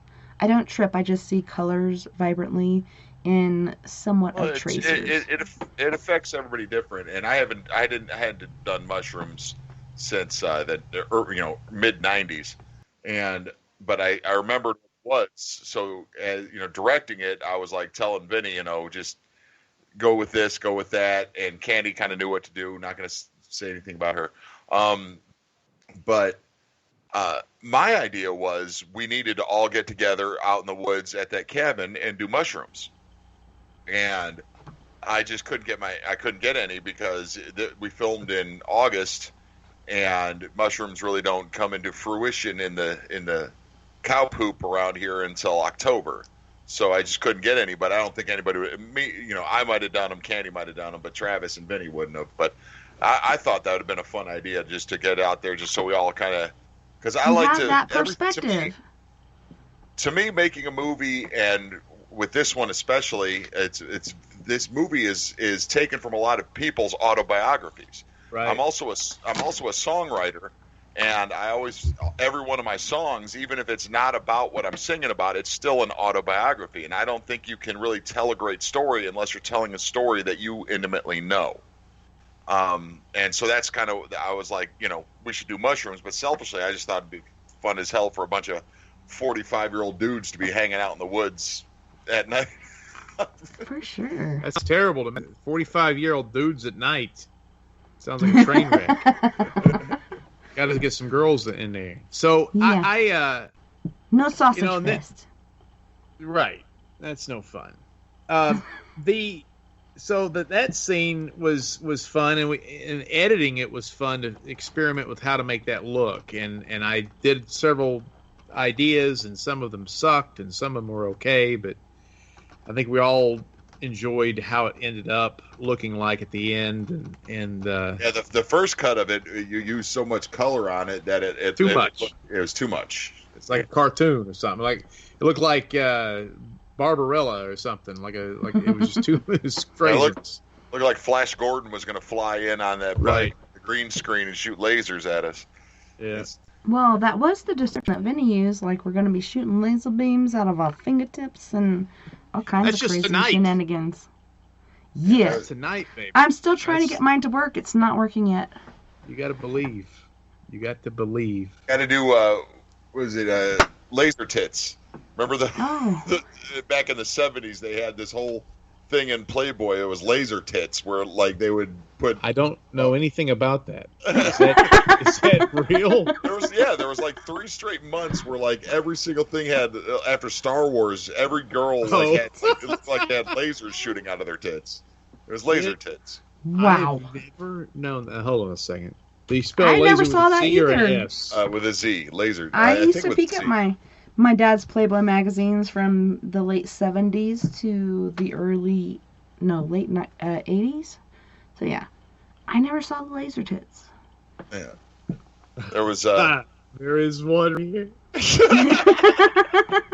You gotta share it in the chat. Gotta see it. Gotta see this. You just gotta go to Pinterest. It's laser with an S. Okay. Man, this one chick on this motorcycle is awesome. That's all right. We're gonna formulate a new movie here. Movie number 7 is gonna be called Laser Tits. Laser Tits 2000. I love it. I'm all about this. This is stupid stuff. And they like make them like they shoot them out and they expand. Holy shnikes! Yeah, I see it now. Woot, woot. Check out the chick with the motorcycle. That is the coolest. Of course, the motorcycle has a bicycle chain. What the hell am I looking at here? Bicycle. Now, Maybe it's a motor-powered bicycle? Me and Funk had come up with an idea a long time ago, or it was actually Funk's idea for something he wanted to do, and I still want to make this movie. But this is going to be a higher budget one where he is a superhero that kills people with bass notes. He like walks around with his bass, and he just like gets out of a car and hits the bass, and the bass notes fly off. And I think your nemesis for that movie could be Laser Tits. Holy cow! Ooh. That would be good. The opening I wanted to do for Wrestling with Ghost was you as like a Godzilla-sized monster. When the about 2 inches taller. Yeah, so like you're towering over the city of Gatlinburg, saving people from the fire that happened in 2016, and then I'm in a car, and then I get out of the car and I start shooting zombies with the bass guitar, and then like, Travis is eating an ice cream. That's kind of when I wanted the. You could never stop doing that. Oh. I wasn't looking. I was looking at other boobs. There you go. I think I know you could be in the movie. I could do it. Sign her up. You know, but I don't know. These girls got some really major lasers on me. I still can't find the motorcycle one. Okay, maybe I should look for motorcycle laser tits. No, look. Are you on Pinterest? Yeah. Huh. They showed me like 4 pictures of laser tits. Oh, there it is. Oh you my. See it? It's red. Oh my. Feminine ass. She's got the bicycle seat sticking out of her noonie area. It looks like a white penis. It's just a ridiculous shot. There's one of a nun. Now, Tessa, you were talking about you were trying to get onto Sci TV, which is on Roku, and Apple TV and Fire Stick, and it wasn't working. I just checked it out now, but that was a weird thing when we were starting with the Sci TV, and he was like, it's going to be on Roku. I'm like, nobody has Roku. I don't have Apple. Well, what I did was I went out and just because we were going to be on a Sci TV, I bought a Roku television. And I got to tell you, I don't know how I survived life without Roku. Roku is awesome. Yes. Oh my God. I gotta check it out. I'll never go back to cable. Yeah. It's you want a channel, bada boom, download it. Everything and when you download it, let's say, like I heard when I came back and we were on the break, Luke was talking about B-movie television, right? It's on my TV right now. It's the best. So and it's gotta on have Roku. Your B vitamins, man. So let's just say you want to look up, because we had a couple things on. Let's say you want to look up Let It Snowman, which is a horror short that me and Luke did, or Luke did the first one pretty much by himself, except for the editing. And look at that. You could put that in there. And it will show up. You could just search on the default page, and it will look for Let It Snowman. And if it'll pop up on B-movie television. Or if you want to put in Anthony Hopkins, it will show you all of the Anthony Hopkins shows. What are we doing over here? Oh, on the everything. All of the Anthony Hopkins shows that on any station, pop. It's great. And then like they've got cable. They have a thing called Pluto TV. We can get on there, and it's like cable television. It's running in real time, and they have one station where they just show Norwegian trains going through the countryside. I love that crap, man. It's unbelievable. Well, now I'm not giving away any trade secrets, but it also has a link to the app for Tubi, and you might, if you like Big and Funky Productions and The Hike and things like that, that might be an app you might want to get. We might be on Tubi soon. What if you're a little slow on the uptick? Tess is over there distracted because she's trying to figure out how to shoot lasers. I still haven't got it. What would you? I don't got what it takes. What would you do if you do. could shoot lasers out of your nipples? I don't know, like blind some Would you- bird or keep a cat you hold from up a killing a pig? bird, or maybe if I got really desperate, I would. So you side with the bird over a cat?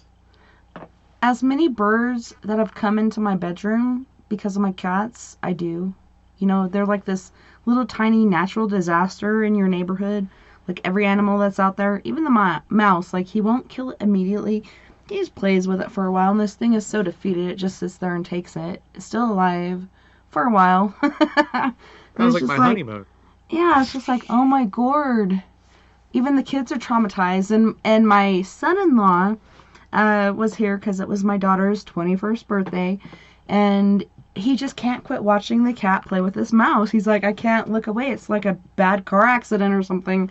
Like, this mouse is still there, and the cat's playing with it, and, you know, until it dies. But we didn't witness that part. But, yeah.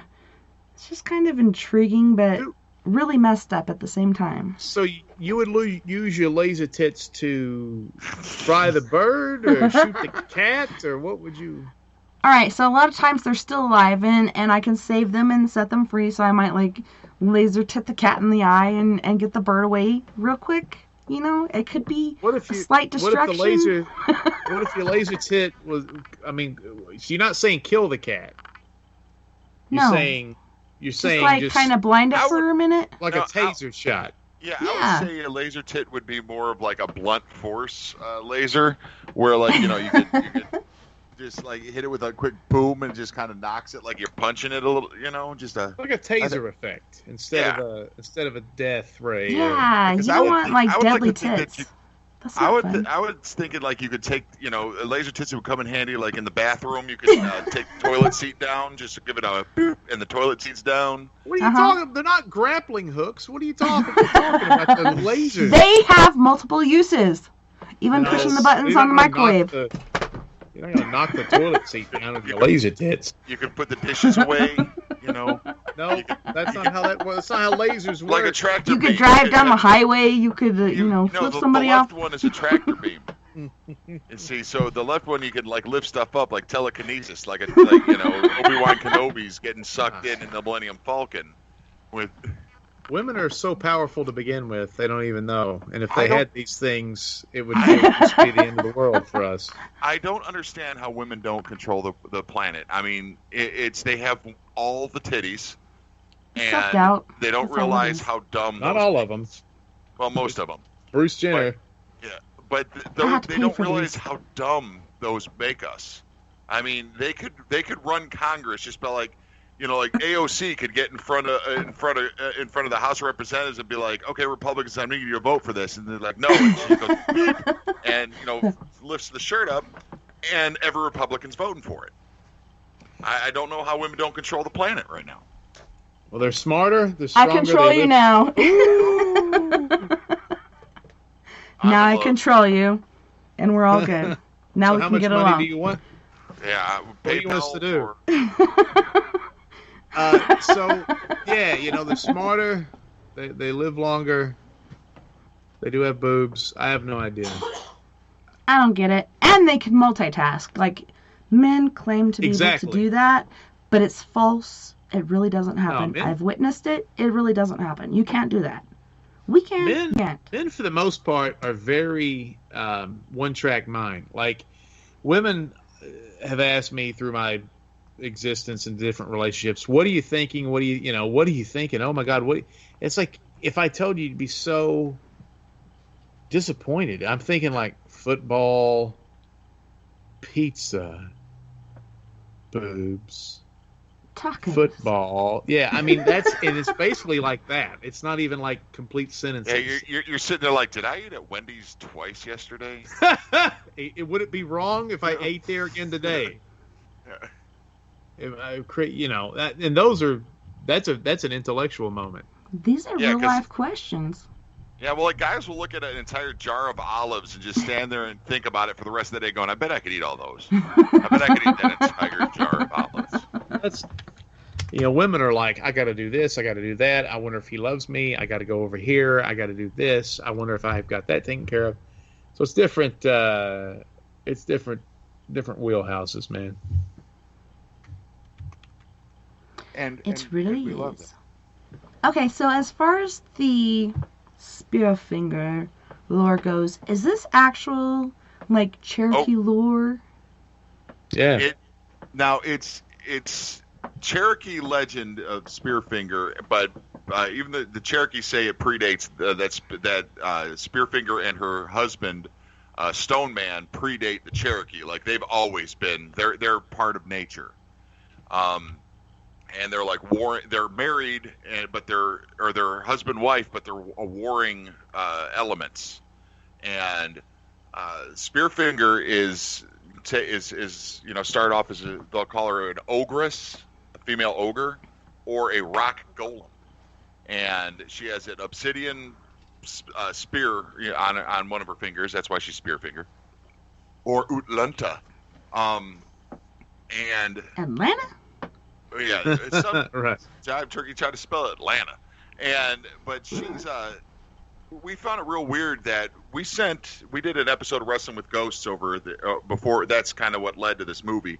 Was we went over to the Road to Nowhere in the Nolan Creek Trail, and we were trying to find Spearfinger, but we were doing research on it, and maybe we used the wrong guy. We sent Funkmaster V in his mink coat and shorts and women's sunglasses into like everywhere, like the Cherokee History Museum and all these places to ask about Spearfinger. Nobody would talk about her, and they were very guarded. I mean, they said some things, but they were pretty aloof. Well, people. I didn't mean to cut you off. You can keep going. I didn't mean to cut you off, but they were. And the thing that I found out too is that it's really delicate. I mean, because Luke and I went over there and they were like, okay, this is the Native American or the Cherokee boogeyman, and they'll be like, oh yeah, it is. Oh yeah, she'll get you, but it's part of their religion. They sounded just like that too. They sounded like an old Jewish guy from. You betcha. But it's part of the religion, and like there are different things about her story that are explanations. It's almost like mythology, like explanations why the field mouse is a certain way and why. I don't know. There's another bird, like a chickadee, is a good person or good creature, and then like a titmouse is a bad creature. Yeah, keep in line, something like that. And part of Spearfinger's story is involved in that. In fact, I don't know, Tessa, if you remember, but when Spearfinger in the movie, or what we think is Spearfinger or whatever that is, shows up in the movie, there's this chanting, right? Mm-hmm. You remember that? And yeah, the whispering, chanting. Yeah, that's actually the song. Is actually the song that Spearfinger would sing to her Raven buddy, and that song basically is like I like liver and I want to eat your liver. It's kind of like a Beyonce tune. There's not a lot of songwriting expertise in that, but it's rhythmic, So, but that's the song she would sing. So yeah. Anyway, I cut Luke off there talking. He was the one that actually knew about Spearfinger before I did. He told me about her. Yeah. Well, and the more research we did, the more wrong we were about. We learned that there's different legends. But there's also some that were just we found out that a lot of the legends were absolutely wrong on stuff. But what was really interesting about her is the recurring themes is that. She will mimic your loved ones. Like she'll mimic their voices. Yeah, she'll doppelgang. She'll knock trees down onto people, and she will throw rocks and cause rock slides. And the reason we got into looking for her is because in a 18-month period, there was like 8 people that died in this area from trees falling on them. And that's not, in this park with this many trees and spread out as it is, trees shouldn't be falling on people. Yeah. And, there's, rock slides that kill people. And we went out to the Nolan Creek Trail where she haunts, And when we're there, they said there's these orange lights that will try to steer you away from her, that try to protect you. And we saw those orange lights, and we walked past them. You know, we saw them. We didn't take the warning. We walked past them, and this huge rock got thrown at us out of nowhere. Yeah, did it hit a tree or something next to you? Yeah, it did. Yeah. And we're 13 miles from civilization. At 3 a.m. There's no reason for that rock to be thrown at us. It almost hit my daughter in the head. It was right by her ear. That's insane. And then, of course, I guess you might have heard this on one of the podcasts, but she mimics loved ones. And this is on an episode of Wrestling with Ghosts, is you can hear Luke away from the camera, and where he was, you just hear this guy go, "Hey guys," and his voice, and we all turn around, and Luke was in a different location, you know? And so we were like, there's some weird juju. And the funny thing is, we didn't know this, but we're on the Nolan Creek Trail, and this is where my brother was on some of his hikes. This is considered the #1 haunted trail in North Carolina. And my brother was horsing around, and he doesn't believe in ghosts, and he was having paranormal experiences, and he thought he was going crazy. Mm-hmm. And there's a lot of little things that happen to my brother that are in the movie, like he found 2 Coors Lights, and he drank him because his nerves were shot, and he made an effigy of himself, you know, calling himself a dummy of a dummy to get himself away from a particular predator. And there's a lot of stuff that we added in the movie that was actually things that came from my brother's story, but all that stuff happened in the same vicinity. Even at the night, you know, you're watching a movie at night when me and Robin are asleep, this voice would come out of nowhere saying, "Get out of here, you don't belong here." And it was kind of like through like a loudspeaker or an intercom or something. It was like unnaturally loud, and it had those certain effects to it. That happened to my brother too. It was the same kind of weird can sound. Now to throw the some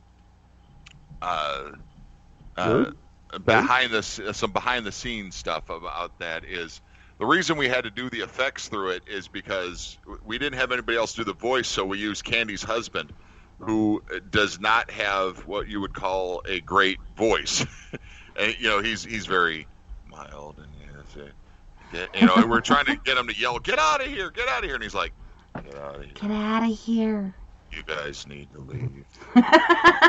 He's you know, he sounds like he's like a surfer or something, you know. He's just real mellow. He's just chill, man. And so it's like, "Scream, get out," and he's like, "Get out." Well, I mean, he was taking. So this picture that you see of me and Candy that's on the poster, right, where I'm holding the Polaroids and she's sitting there looking cool with her. I love it. With her dreadlocks and shit.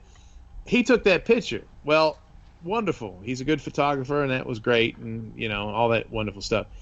As he's taking a picture, he squats down into some sort of congregation of bees, and he gets stung in the hand, and he's just like, "Ow, ow, ow, ow, ow." I would have been like, "Oh!" and ran out of the woods, dude. You know. Ow. Yeah, he was just kind of like, "Ow, ow, ow, ow," and then he went back and took the picture. I'd have been like, "No, I'm done, man." Yeah, that dude is totally laid back, man, and it's great. And because like there's a scene in the movie, I'm not giving anything away.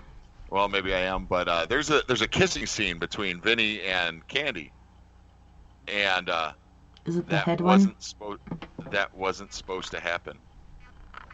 It was supposed to be like kiss on the side of the, you know, kiss so the camera doesn't see your lips touching and everything, and it was just on accident. It was just like in the moment. It was like, "All right, I love you." Oops. Did you scream like a little girl? No, Justin was like, "Oh, they really kissed."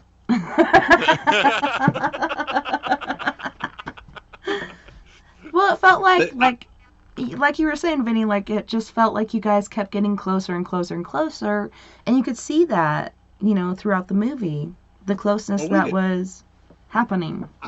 I love everybody that was in this movie. I'm very close with Luke, obviously, and Travis, but Candy and I really, through the movie, we became really good friends, and now my wife is a friend of hers and stuff. So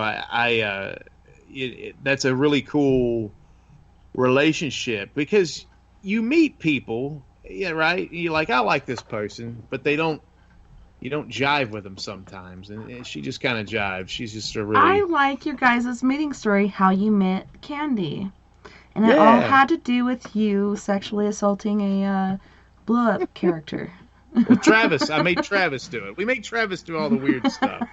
I gotta run for public office sometimes, so I can't molest Adam and Option. Quick side story about how we messed with Travis and everything is, because of that kissing scene, as brief as it was, I was like, man, that's not fair. I've got to kiss somebody. So I wrote into a movie, 3 or 4 movies down the road, where me and Travis are forced to kiss each other, and neither of us are gay. Neither of us have kissed a dude before that I know of. I mean, they're How would you know that? I did a lot of drinking back in the 90s. I was at Woodstock. It's quite literally possible that the dude slipped in there. You never know. You could have thought it was a chick. But yeah, I met Candy. She worked at a helicopter scenic tour. We live in a tourist city called Pigeon Forge, Gatlinburg, and all these people.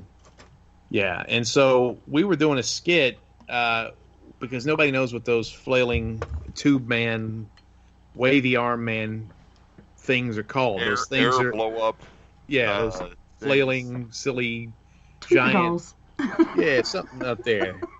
Nobody knows what those things are called. So we did a skit, and so we decided to go in this place that was pretty close to where I lived. And it was just me and Travis. It was real rare because Luke wasn't involved in this skit. And so me and Travis go in, and we see this chick, and we're just like, we're just like, hey man, you care if we shoot a skit? And she's like, I don't care. And so we go out there and start, and Travis starts like dry humping their tube flailing man, and she was like far out, and and I stayed in touch with her and showed her the skit. It's called, if anybody wants to watch it, it's called What's Them Things Called at Big and Funky Productions.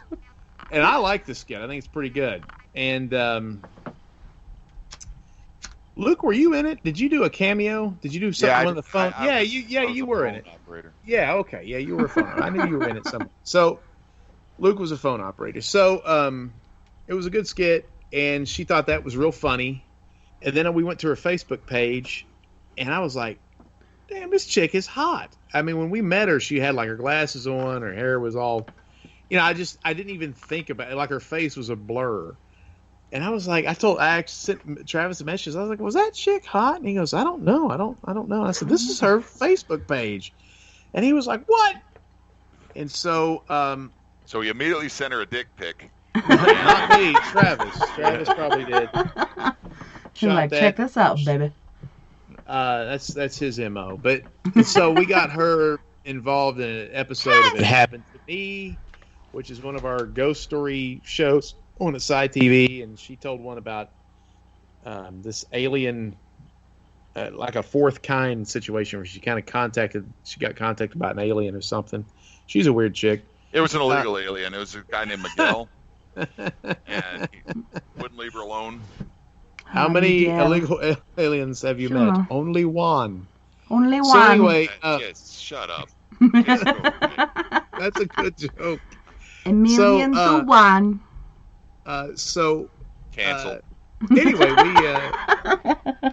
we became friendly, and it was weird. It was just, she was around for a while, and then she came, I don't know, last year we started doing Haunted Graves, which is a TV show that she and Travis are in, and then we started doing Wrestling with Ghosts with her, and she's great. Haunted Graves was almost called Following Candy's Butt Around a Graveyard for 15 Minutes. For sure. That was almost the name of the show. Yeah, because I could barely hear anything, but I could see her butt real good. Yeah, well, I mean, I don't know who the cameraman was. He's going to be reprimanded. I'm going to send him up to HR. Are you? Poor fella. Well, I'm HR, so. Well, on that note, fellas, we do have to go to our second musical break. So on this break, we have Can we have another New Edition cover on this one?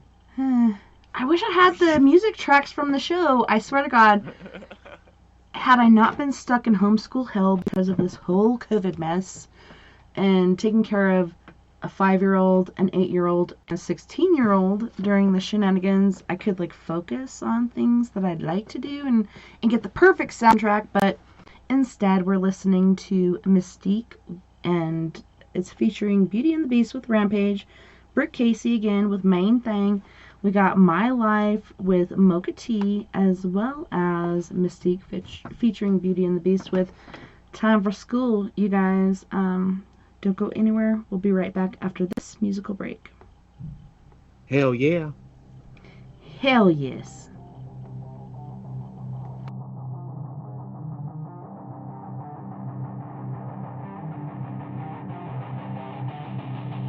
Spark so much fire, think I woke up the dragons. I'm a new beast, spitting apocalypse for a fantastic. Got the power from God, made the rest hard to breathe. I'm on the surface, flow so powerful, industry don't fit me. Spark so much fire, think I woke up the dragons. I'm a new beast, spitting apocalypse for a fantastic. Got the power from God, made the rest hard to breathe. I'm on the surface, flow so powerful, industry don't fit me. You people fire well, I'm the kind that made you inspire. Smoke detector can't take the battery, is what I require. I am led to put me out, you need a metal lid. Stop, drop, then roll to your nearest exit. Not the one to play, will make you go back and edit. Make you jump double dutch till your leg legs. Head nodded with the flow, man, I need a helmet. I just screwed up these verses and got them pregnant. One of a kind, and chick could step to my comparison. F the world up with this, man, I should just marry it. My words are weapons, big as tools that can't fit in your kid. They sell it fake, hoping I'd rather kill your hope like ISIS.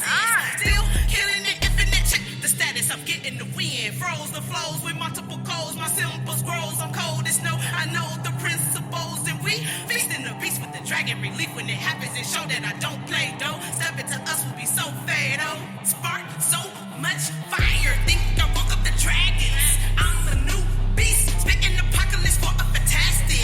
Got the power from God, made the rest hard to breathe. I'm on the surface, flow so powerful, industry don't fit me. Spark so much fire, think I woke up the dragons. I'm a new beast, spitting apocalypse for a fantastic. Got the power from God, made the rest hard to breathe. I'm on the surface, flow so powerful, industry don't fit me. Hey, it's swag. I done got back in my bag. I done had people laugh. I done seen people pass. I spaz like spaz. The garbage man and they trash. This of course I can't crash. This a race and I'm fast. I pass the fake and put all of it last. Dragon so I clash. I hide it all in the stash. We are diamonds, they are brass. I'm connected with no lag. She a spin 34 bag. That's my wife and I'm glad. Michael Myers with his stabs. Ali with his jabs. A scientist in the lab. JJ Watt in his past. The amigos with the dab. This is why I rap. And I got the nag. Spazzy roll the sack with Mystique in the back. Money tall like Shaq. Weapons like Iraq. I am cancer in a pack. The 9/11 attack. We don't know no slag. You can't hold us back. Rock and roll with that. So much fire, think I woke up the dragons. I'm a new beast, spitting apocalypse for a fantastic. Got the power from God, made the rest hard to breathe. I'm on the surface, flow so powerful, industry don't fit me. Spark so much fire, think I woke up the dragons. I'm a new beast, spitting apocalypse for a fantastic. Got the power from God, made the rest hard to breathe. I'm on the surface, flow so powerful, industry don't fit me.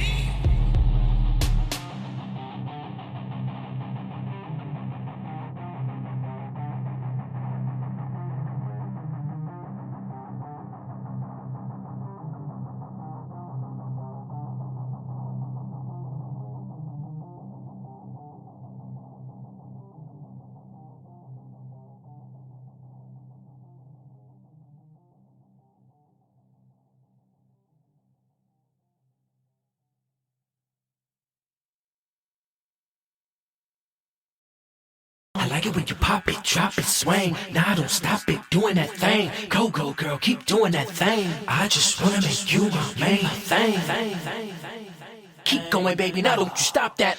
Vanilla chocolate flavor, you're the only one that I'm searching for. You the one for me and I can't complain.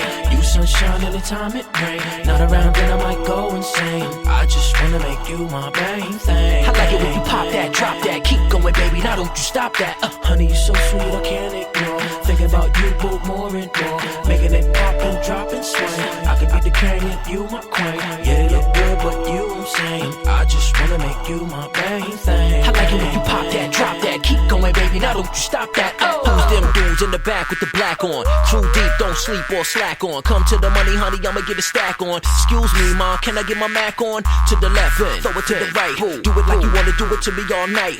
From the block, kid know how to act hard. Like brick house, women with a fat backyard. In the club with me and my man's killing that. In the back door with me and my man chilling that. I'm on the floor, I'm like, damn, she killing that. It's going down, no cop around, feeling that. I'm fly, I'm a guy that'll get him. Player like me, need two of you with him. Call you a lollipop and I wanna lick you.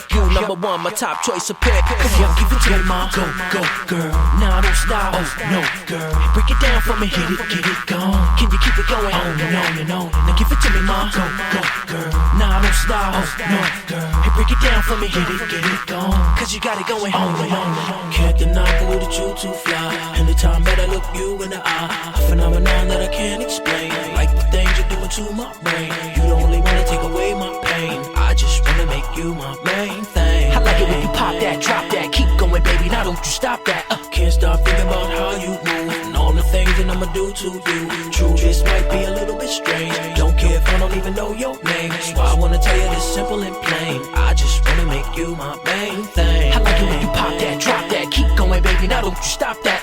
Who's them chicks all thick with the pumps on? Lumps in the front, back with the bumps on. Not a cat hoping that he get his humps on. I'm way beyond with them other chumps on. Sweet enough to eat and he might bite you. Wanna make love to you, I don't wanna fight you. Nobody like you, not a one like you. When you come around, no telling what he might do. Right now in the club, who the dawn? Don't a man that got it going on later on. I could tell by the dancing, you digging this song. You can tell I've been digging you all night long. And I love to be digging in you all night long. Party right here, hottie all night long. Let's flex it to the coat check, exit to the Lexus, Nexus, triple exit. Come on, give it to me, ma. Go, go, girl. Now don't stop. Oh, no, girl. Break it down for me, get it gone. Can you keep it going? On and on and on. Now give it to me, ma. Go, go, girl. Now don't stop. Oh, no, girl. Hey, break it down for me, get it gone. Cause you got it going on and on and on. I like it when you pop it, drop it, swing. Now don't stop it, doing that thing. Go, go, girl, keep doing that thing. I just wanna make you my main thing. You pop it, drop it, swing. Now don't stop it, doing that thing. Go, go, girl, keep doing that thing. I just wanna make you my main thing. Vanilla chocolate flavor, you're the only one that I'm searching for. You the one for me and I can't complain. You sunshine anytime it rain. Not around then I might go insane. I just wanna make you my main thing. I like it when you pop that, drop that. Keep going, baby, now don't you stop that. Honey, you're so sweet, I can't ignore. Thinking about you both more and more. Making it pop and drop and swing. I could be the king and you my queen. Yeah, they look good, but you I'm saying. I just wanna make you my main thing. I like it when you pop that, drop that. Keep going, baby, now don't you stop that. Can't deny that you too fly. Anytime that I look you in the eye, a phenomenon that I can't explain. Like the things you're doing to my brain. You don't only wanna take away my pain. I just wanna make you my main thing. I like it when you pop that, drop that. Keep going, baby, now don't you stop that. Can't stop thinking about how you move and all the things that I'ma do to you. True, this might be a little bit strange. Don't care if I don't even know your name. That's why I wanna tell you this simple and plain. I just wanna make you my main thing. I like it when you pop that, drop that. Keep going, baby, now don't you stop that.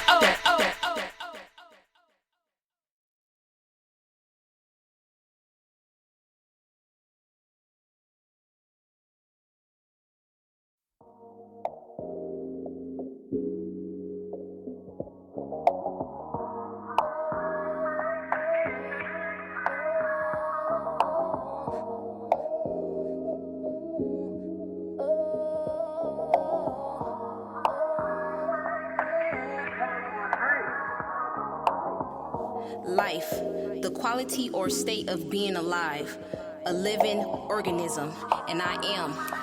Mocha T, let's get it. My life the sugar honey iced tea. They wonder why I smile so gracefully and wonder why I like blue cheese. When I'm lactose, 10 toes, 10 fingers, nigga, 10 hoes. Flow dope, whip it, microwave and stove was broke. Broke days, broke weeks, even broke months. A rich Joan would have them going crazy. Lettuce and mac and cheese got them going crazy. Irregular, abnormal, and unusual. So unusual, I got shot for being beautiful. You can tell me love, you so gorgeous, but yet got a gun pointing to my forehead. Yo, head break bread, yeah, we gon' feast. Remember the cold nights we had nothing to eat. Southern Belle raising hell area near you. I'm hungry and leaving no proof. My life, my life, my life. It ain't always sunshine in my life. A big puzzle, I'm trying to figure peace ain't right. They thought I wasn't gonna make it, I know they didn't. It's visual, check your vision if you got the issue. A news feeds if you got the memo. Breaking news, a new wave coming. Fuck a wave, hurricane, so mocha-licious. I really do this, it's in my blood. Pass it to my kids when I have some. And that's hip-hop.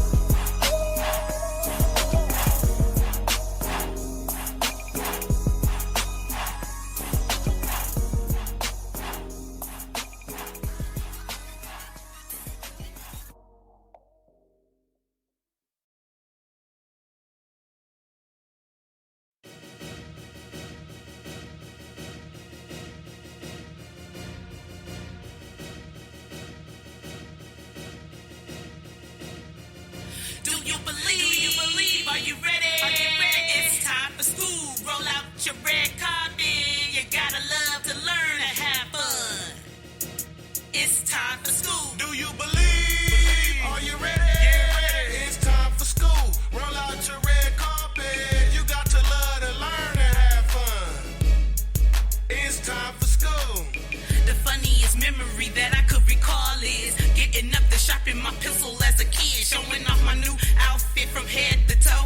Yo, I love the life of 3 9-year-olds with hyper goals. My mind be blown. Don't get upset when the answer's wrong. Pray for strength and you'll survive to be strong. I am a teacher, it's how I define myself. Help me vibe so well. Don't stress, do your best and forget the rest. Mama made sure we pray to God, highly blessed, and I am honored. No weapon formed against us should prosper. Don't ever forget. And I bet when you enter into school, you'll feel ultimate. No consequences of your accomplishments. Move away from the negativity, it got you bit. And if you getting in the midst, just take the time and repent. Stay focused, get a pencil, write about the lesson. Raise your righteous hand, find the answer to questions. Can be your main plan, leave a saucy impression. You are your own fan, you got this, is what I recommend. Do you believe? Are you ready? It's time for school. Roll out your red carpet. You gotta love to learn and have fun. It's time for school. Do you believe? Are you ready? It's time for school. Roll out your red carpet. You got to love to learn and have fun. It's time for school. Back then, I loved school. I was cool. I was putting in my dues. I ain't wanna be no fool. Mama had a poppin', school supplies and shopping. Success was an option. Math had me locked in, but English was my topic. Lunchtime, I had it rocking. Lunch tables was knocking, and we wasn't stopping. In gym, I was good from the 3. Like Stockton, music class, I had everyone stuck. They was watching. We wore the bow straps with retros and the watches. Love life, humble yourself. That's my creed. Think with your mind and heart, you will achieve. Pray on it, give it to God, and proceed. Your goals, ambition, and God is all you need. Imagination and will is something we can't teach. Remember Dr. King, he had a whole dream. You can do whatever you want. I believe. Do you believe? Are you ready? It's time for school. Roll out your red carpet. You gotta love to learn and have fun. It's time for school. Do you believe? Are you ready? It's time for school. Roll out your red carpet. You got to love to learn and have fun. It's time for school. Do you believe? Are you ready? It's time for school. Roll out the red carpet. Yeah, you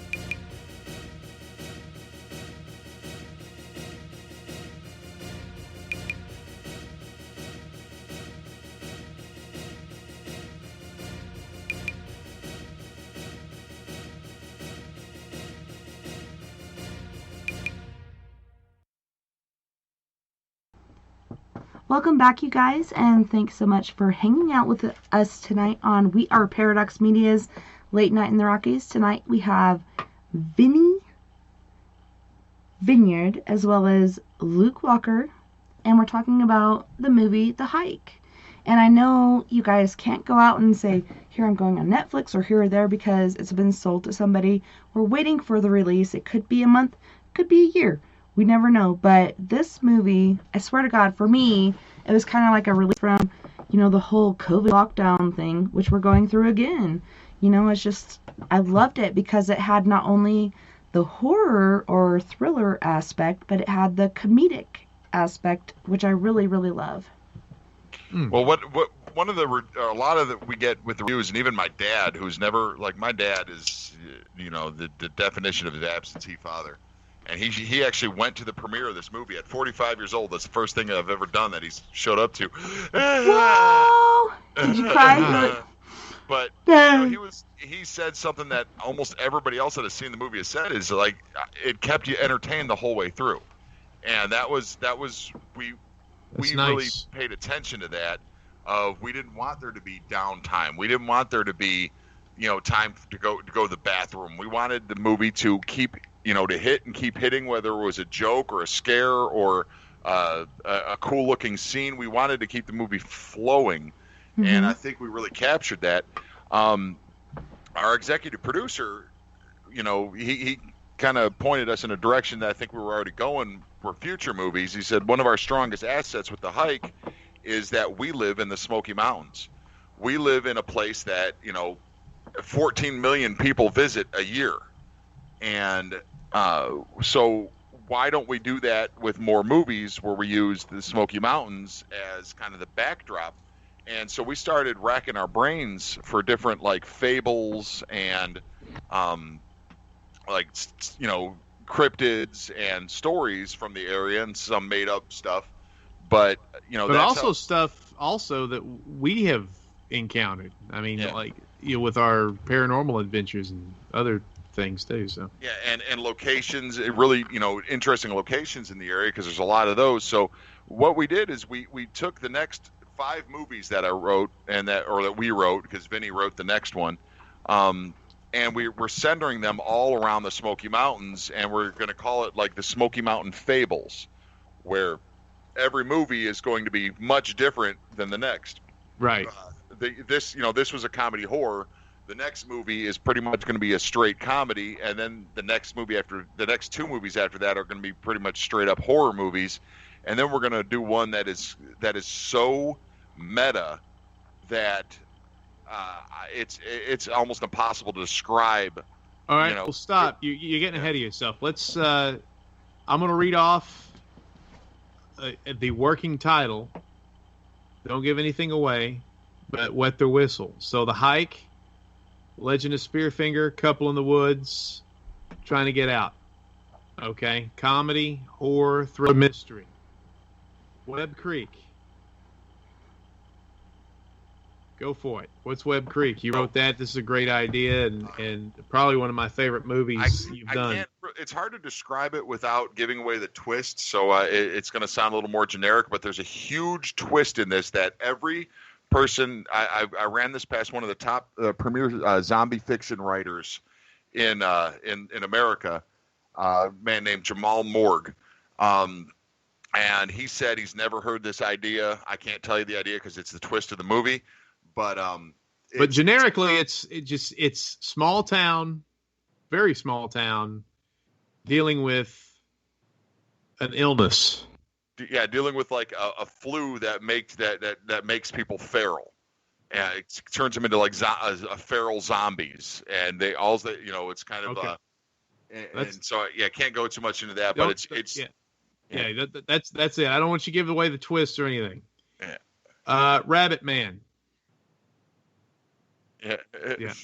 Rabbit Man is an actual. If you ever watched Wrestling with Ghosts, it's the season finale for for season 1 is Rabbit Man Cabin, and the story of George Sherwin, who is the Rabbit Man, is legend, and it's true. He is a guy who got fired from his job at the railroads and lived on top of a mountain with a bunch of rabbits. when he got fired, he went up to the top of the mountain and became a hermit. And legend got around that there's this old hermit on top of this mountain that has a bunch of rabbits, and two young people in town were like saying he's turning into a man rabbit, or he could control rabbits, his mind, and all that crap. So he became a legend.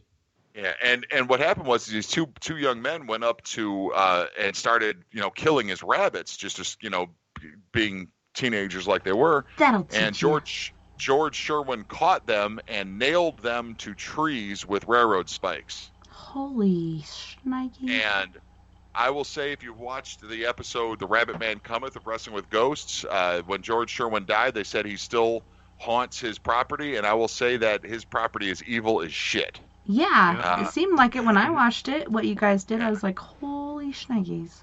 Yeah. Well, if you've seen, Wrestling with Ghosts is there's a lot of jocularity. We've given the levity, and the Rabbit Man cabin was not fun. It was not a fun night. We weren't joking around, and we were getting sick. Luke's personality changed. Dalton's personality changed. Yeah, didn't you get kind of abrasive, Luke? And that's different for you. And I threw up. And Vinnie got punched in the stomach, and it was a thing. Non-stop EVPs. I couldn't believe how many EVPs we heard. I mean, there were constant breathing, grunts, groans, smart-ass remarks. At one moment, there was lights flowing around, EVPs, and knocking, and dogs barking that weren't there on the mountain, because it's isolated. It's on top of a mountain. There's no dogs. So it was wild. So that's Rabbit Man. So that's the hike, Webb Creek, Rabbit Man. I'll do this one. WJHC-FM is maybe the next one we're going to do. And it's the stories of how I got into radio. I don't like Southern gospel music. But the only job I could get in the radio without a degree was in Southern gospel music. And there was a ton of crazy stories that happened while I was a Southern gospel DJ. That's going to be the fuel for this movie.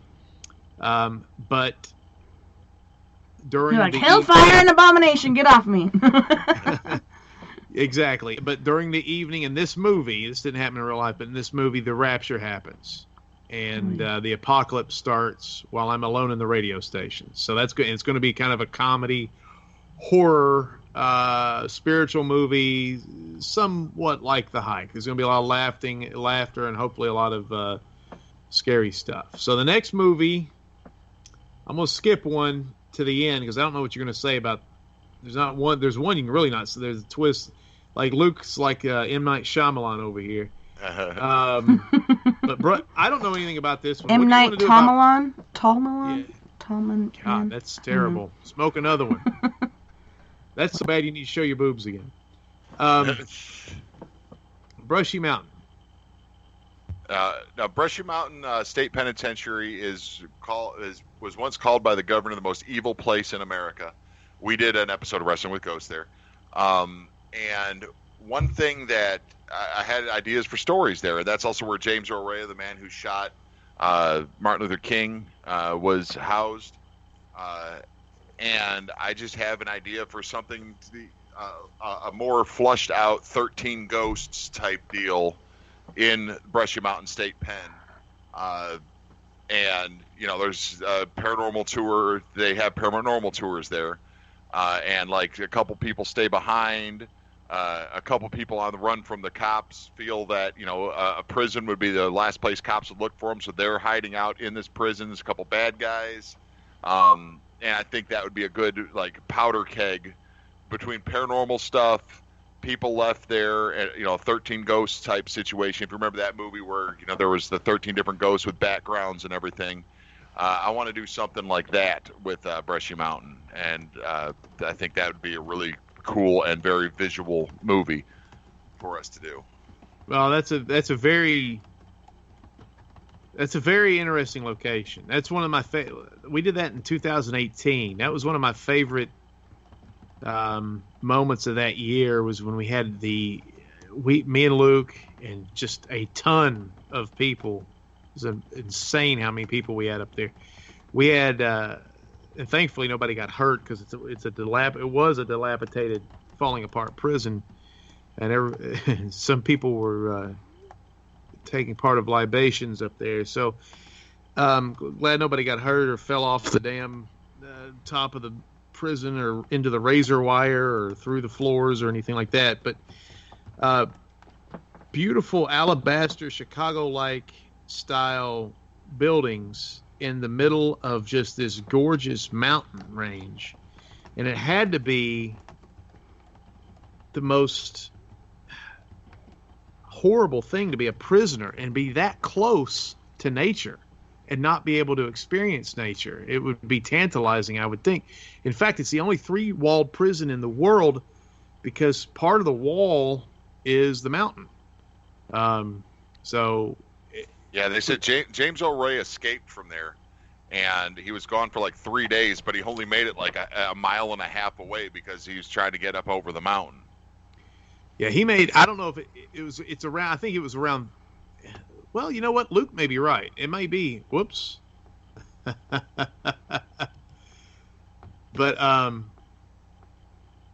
let me see that.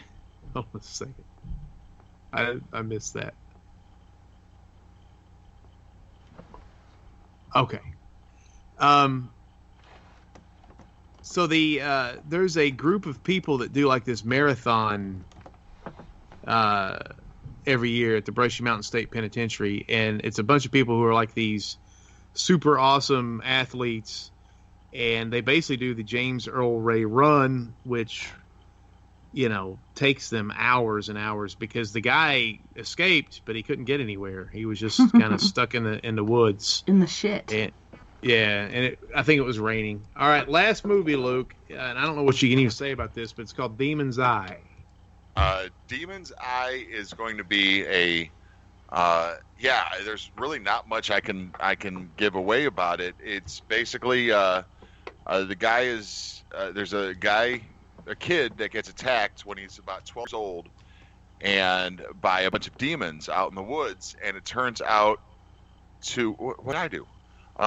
He's 12-year-old kid attacked in the woods, and then it jumps 20 years, and it turns out that the world has been overtaken by demons, and this kid has been out in the woods, kind of living off the land and fighting these demons. And there's a huge twist in the movie around stuff like that, but I mean, I think that's going to be very Luke-centric because I'm going to play the main character. Son is going to play the 12-year-old, and that would be that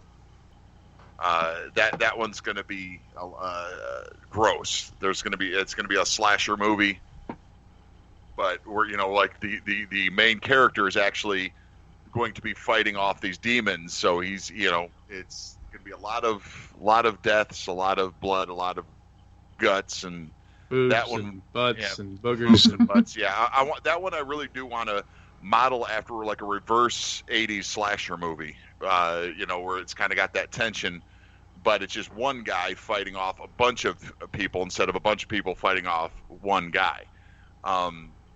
So I think that's going to be a really cool movie, and that one is going to take a toll on Big Luke because that one's pretty much going to be me. I'll be the only human in the entire thing, and everybody else will just be kind of demons that show up, here and there. So that one's going to be. That's going to test me. I think Vinny's going to end up directing that one. Usually I direct. I'll direct. We call me the director because I'm the one that is usually behind the camera because Vinny's better on camera than I am. So that's not true. That's not true. You just both want did really good on the show. I thought you both had your really good qualities. Like, I don't know. It was so, for me, natural. It just seemed like you guys being yourselves, which I love to see. But, I mean, it didn't feel fake, you know what I mean? When people are trying to act and it feels so fake, you can't really get into it. Like, as far as your characters went, it was so natural for me as far as what you were portraying, as well as the backstories. Thank you. Yeah, it just kind of took you back to, who is this Well, person? Luke and I, Luke and I have a lot of chemistry, and we have a lot of chemistry with Travis, and a lot of the actors in the movie are pro wrestlers, and pro wrestlers, good ones, are very good on the fly. And we had to make this movie on the cheap. We had to make it fast, and so pro wrestlers are the best way to do that. I mean, we mentioned before, Scott Lane, pro wrestler, even though he's on The Walking Dead, he's an actor, and he's on Spider-Man and a bunch of other stuff. A friend of ours named Michael Stanley, his ring name's Keith Gavins. He played 2 parts in the movie. Another wrestler named Tony Covington played 3 parts in the movie. Did you know that there was recurring character? There was people that played more than one part in the movie when you watched it. Uh-uh.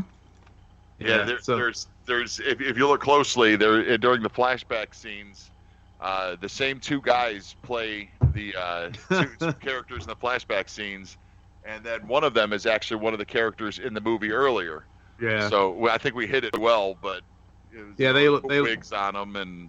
Yeah, whatever. Yeah, and then the Forest Ranger is a pro wrestler. He's actually the guy that sort of was. Yeah, what'd you think of him? Swear to God, you're fired. I love that. The pro wrestling scene was great to film because we actually filmed that in front of a live crowd of about 400 people, and the whole time I'm filming, Vinny is up there telling the story as the story that is told in the movie. He's telling to the crowd. There's kids there. Everybody's just flipping out and laughing. They really, and that was the thing. It didn't matter if the crowd cared or not, but the crowd really liked the story. They hammed it up in the ring, and it really was kind of a fun night, a fun part of that wrestling show. It wasn't really a match. We were just shooting that bit that took about 8 or 9 minutes. But the story was sort of long, and I told the whole story like I do in the movie, and I loved it. They were reenacting it, and the crowd freaking loved it. That's a little thing that I guess nobody will ever really know except the people that were there. But so when we were asking the crowd to ham it up or act one way or the other, they were all over it. It was a lot of fun to shoot that. Yeah, and like you were saying, the Forest Ranger dude was a drunkard, and you could totally tell, especially when he came across you and Robin. Tucked it in his arm and then later on dropped it and was like, just take it to the ranger station, even though by that time nobody would be there. It was just ridiculous, and you totally picked up on that, but yeah. Well, see, we wrote that part for my brother, and my brother lives in Chicago, and he came down here with his motorcycle club, and we never got around to filming it. And then Vinny was like, we got to use Billy Marshall, who was in the movie. And then we started rewriting the thing, because when my brother played it, it was going to be very straight. And then when we get Billy, Billy's a comedic guy. I mean, just looking at Billy, you want to laugh. And so we're like, we got to make this funny. So Vinny actually wrote that whole scene out with that. And then by the time Vinny was done writing, he's like, "Can I not be the lead in this movie? And can I be the can I be the Forest Ranger?" Yeah. That's one. I just love that.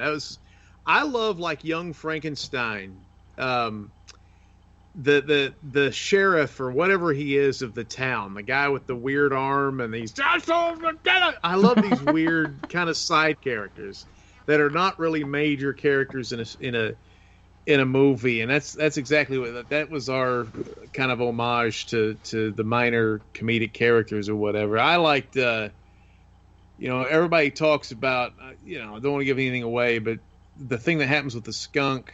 I love that part. Nobody, and that was one of those things too. People were like, those perfect. When we were watching at the test screening, there was about 50 to 60 people watching a test screening, and there's happy accidents, channeling Bob Ross, that happen. Yeah.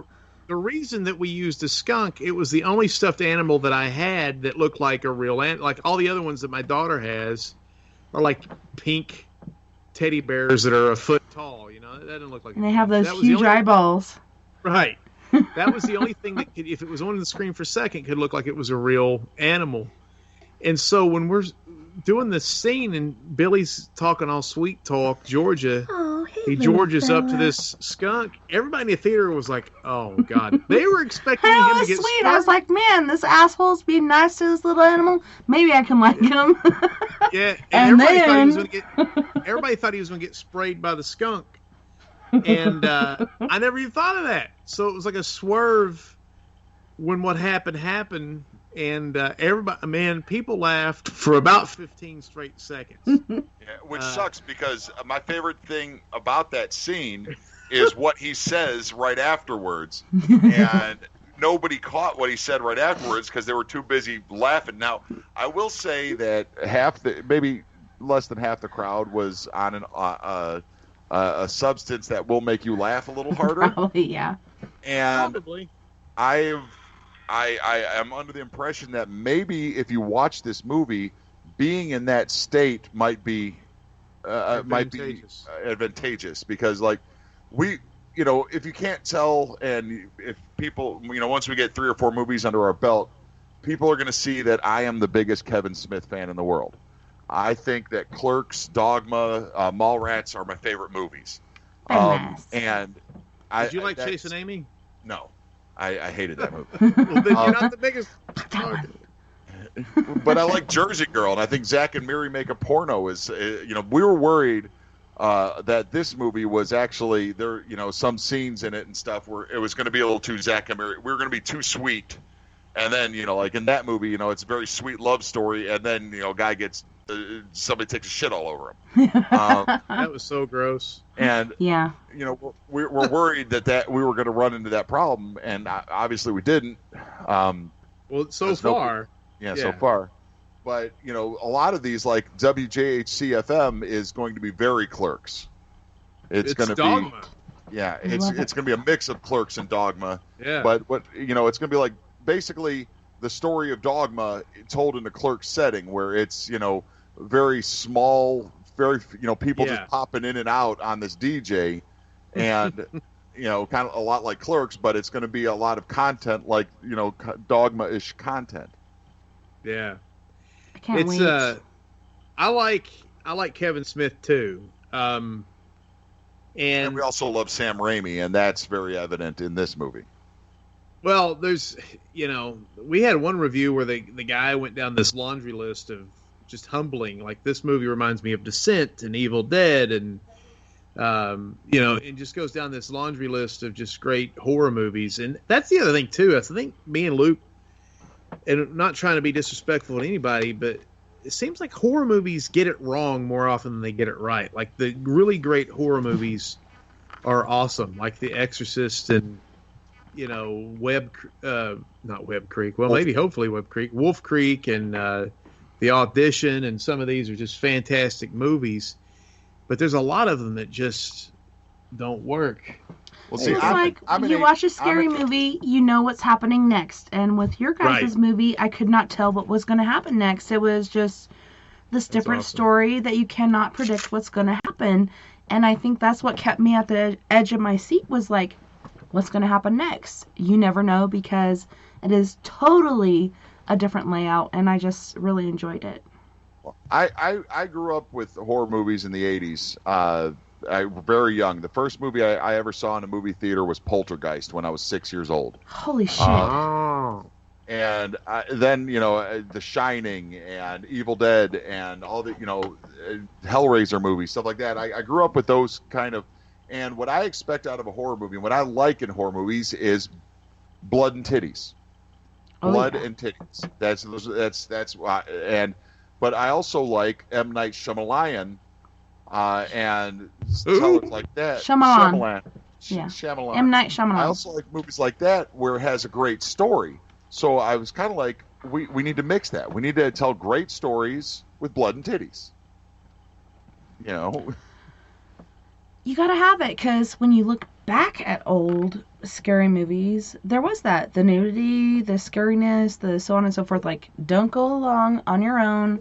Don't try to have sex this night, so on and so forth. Like, there's so many different variations of what could lead to a very bad ending, especially if you're black. Yeah. Well, and that's a fun trope to play with, and I think we're going to do that in a movie or two. But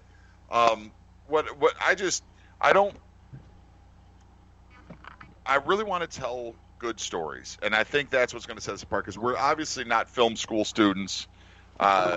We have, you know, we do what we do with what we got. We've got decent cameras, we've got decent computers, we've got decent editing software, but we're not, you know, anybody expecting a $15 million movie that we made for $15,000 isn't going to happen. Right. But the way we overcome that is with putting a lot of soul in the movie, putting a lot of heart in the movie, and telling a good story. Are you eating like candy or pork skins? It's not me. Look, can you see my hand? Yeah, I'm so sorry. I thought I put mute on. I am so sorry. Somebody came by and I was trying to be so clever here. So is it M&Ms or pork rinds or? We need to go to the grocery store. So what I'm eating is like Jacob's crackers, Swiss cheese, and a pickle. Nice. And I wanted chocolate chip cookies. So this is the alternative. Here, I will give you one. Look. Oh, you got chocolate chip cookies? Oh, what brand is that? Oh, it's the Sure Fine brand. It's the cheap kind, but it's really good. It looks good. It looks good over the internet there. Yeah, isn't it? It's like nice and chocolatey. But yes, I shall give you one. I'm not doing good in continuity with my if anybody were to see the video of this, because like every segment so far I've had a different outfit.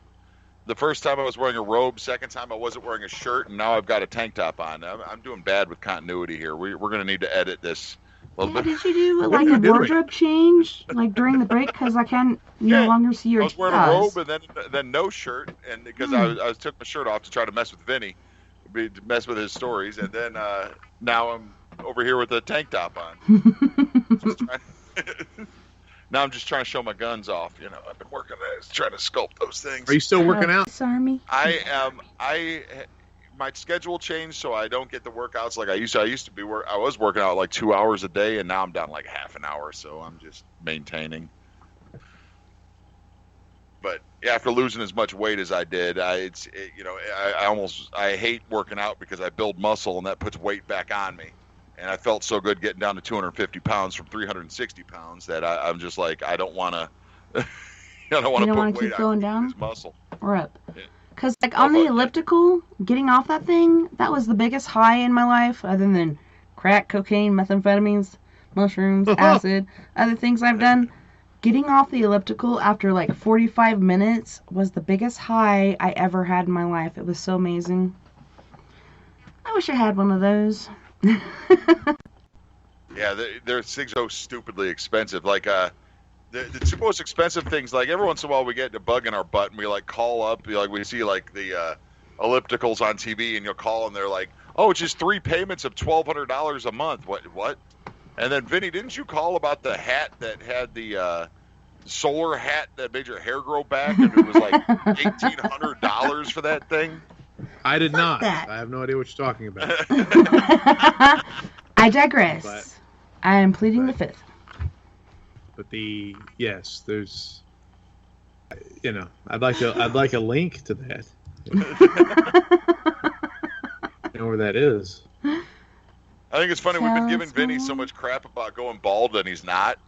But I have not seen any evidence of that. He seems very not, but it's fertile funny and manly, and you know, I saw him with his shirt off. You know, there was that one titty scene, and I'm like, oh my god, I'm about to see Candy's boobs, and all of a sudden, Vinny comes out, he's like, oh yeah. I'm like, oh yeah, look at that. A lot of man mess. But we, no, there was one time where Vinny had a hair dye problem, and like for some reason, like where a bald spot would be was blonde, and the rest of his hair was black. What the fuck? And so it looked like a bald spot. You want me to kick their ass? Spot. So ever since then, we've been giving him shit about going bald, which he's not. And and while we've been doing this, Travis has been steadily losing his hair, and now that dude is damn near bald. Oh. We got and I don't want to lay it on him because we give him so much shit for having a concave ass, and you know. Yeah, we do skits about his looks. In fact, and we're bad people for that, and we need redemption. But we need justice. So there is I wore an Atari shirt in this movie, and I did that for a reason, to let people know that this guy is not like an outdoorsy guy. That he was probably a dork instead of a fisherman or a hunter when he was a kid. But because of that, there's a guy that makes Atari games. Well, there's a bunch of people that do this this homebrew hobby programming, making video games for old systems. But this guy contacted me and said, I want to make a video game of the hike. And that's really freaking cool, especially for me. That would be fucking awesome. It is. And I told him, I said, I want it to be like Adventure, if anybody remembers Adventure. But, better graphics and everything, but, whatever. And you don't want some Zelda stuff. You want something better. No. Yes, you do. And so I was describing what the characters should look like this guy, and I shared it with the group. And I didn't even think. But I said, Travis is the very, very wide guy that throws that. And then, he was like, in the group message, he responded back, very, very wide guy. And I was like, at that point, you're just like, I'm an ass. I didn't even mean it like that. He's a big dude. He's not, and he's lost a lot of weight. He looks good. He's very fly for a wide guy. Yeah, like Tom, Luke always says he looks like Tom Cruise if Tom Cruise got stung by a bunch of bees. That's how we describe what he looks like. He's a good-looking kid. But no, we got contracted to shoot Friday. We got contracted to shoot scenes for a collaboration movie on Saturday and Sunday that we had to throw together, and we never got a script for this. And the guy was calling us every 15 minutes with, "This is the scene, film the scene." And he kept referring to me as the elderly man. What the fuck? No, he just said elder man. Elder man. I guess that means tall to this guy. Kind of a interesting guy. So since then, I've been the elder man. Everybody. We did a movie where we got everybody together in Luke's house, and every hour, this guy would send us a script. It was almost like a weird. It almost felt like a game or like something horrible was going to happen. Like a mystery sort of game thing. Yeah, like these we had to stay in my house or something, and extras would show up at my house, and they wouldn't even come inside. Their job was to knock on the side of my house and then leave. That is so fucking weird. What the hell? It was a very weird weekend, man. Who is this guy? He shall remain nameless at this point, but it was a very. It was Now I'm the elder man. A girl drove down all the way from Ohio and ended up dancing on my kitchen counters and making out with a box of blueberries or something. Very weird day. I digress. That is so strange. They had to dance for like 90 straight seconds on camera. So we didn't know if this guy was like getting this footage, and I had no idea what he was doing with it. It was a wild evening. And you never found out, or what? Like, you never found out what was the end result? No, the project fell through. It just like whatever was happening fell through, and that kind of makes it more mysterious. Like the guy that was giving us these scripts, kind of, he had a falling out with whatever production company, and they couldn't use our footage anyway because I filmed it like a moron in 60 frames a second when industry standards are 24 frames a second. So we couldn't use the footage. So, well. You would think the higher the better, but whatever. Like, we're ignorant. That's us, man. You give us a million frames a second, we're in. 20 frames, 24? What the fuck? That's what all movies need to be shot in 24 frames a second. They came out with these cameras, and Luke said this once upon a time, and it stuck with me. But like, if you ever watch The Hobbit, out of all these major motion pictures releases, The Hobbit looks weird. I don't know if people pick up on it, but when you watch the first Hobbit movie, the Journey Begins or whatever it is. Oh yeah, and it's because they shot that in 60 frames a second, and it has this odd look. It's too detailed, and there's something about a movie that everybody shoots in 24 frames a second because there's a little bit of a blur And the human eye needs that. If not, it almost becomes like it's weird. Like movies are supposed to be dreams. Okay. And that's how they're shot. And so when you shoot in a higher resolution, it's like you're watching a documentary. It's like you're watching a real life situation. And for some reason, the human eye and the brain doesn't like that when it's dealing with stories. So that's why they dialed it back to 24 frames a second, and the rest of the Hobbit movies look like a regular movie. But if you watch the first one, it's very strange looking, and it's because it's shot in 60 frames a second. Yeah, your eye can't absorb all of that. It just gets particulates. So that's where the watching it repeatedly thing actually does good. I don't know. Yeah, we had to dummy down. We had to dummy down the footage of the hike, and if I'd have known, we could have done a lot better. If we'd have known that we didn't need to film in 6K and 60 frames a second, I could have gone 4K and 24 frames a second and saved a lot of space, because filming at 60 frames a second is like a gig a minute. Yeah, it's insane how much memory this movie took to film. It's like I've got like 5 computers sweating over here, chained together. Please, master, not another video file. Please which actually led to the idea we had for our meta movie was Vinny's computer system that we're going to make into this completely meta stupid movie that it might be a movie that we don't even try to get released because it's going to be just so weird. But that'll be like probably our last movie. Why would it be our last movie? Because I'm pregnant.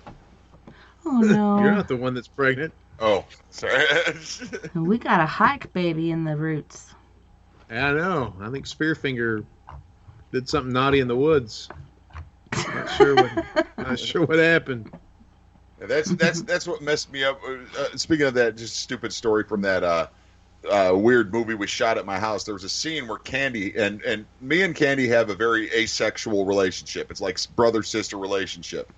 But there's one scene where she has to walk up to me with a glass of fake whiskey, which we forgot to make it fake whiskey. Oh no! And she hands it to me. So I'm drinking this whiskey for a few takes, and she hands it to me and very seductively goes, "Hey, Daddy." And that ruined mine and Candy's relationship right there. It's not been the same since. Yeah, you've had these weird dreams and stuff. You're like... Well, no, because then I saw Candy as a woman in that moment, and it made it weird. I was like, no, this is... Okay, I gotta go. I'm the elder man. Luke is a lightweight, too.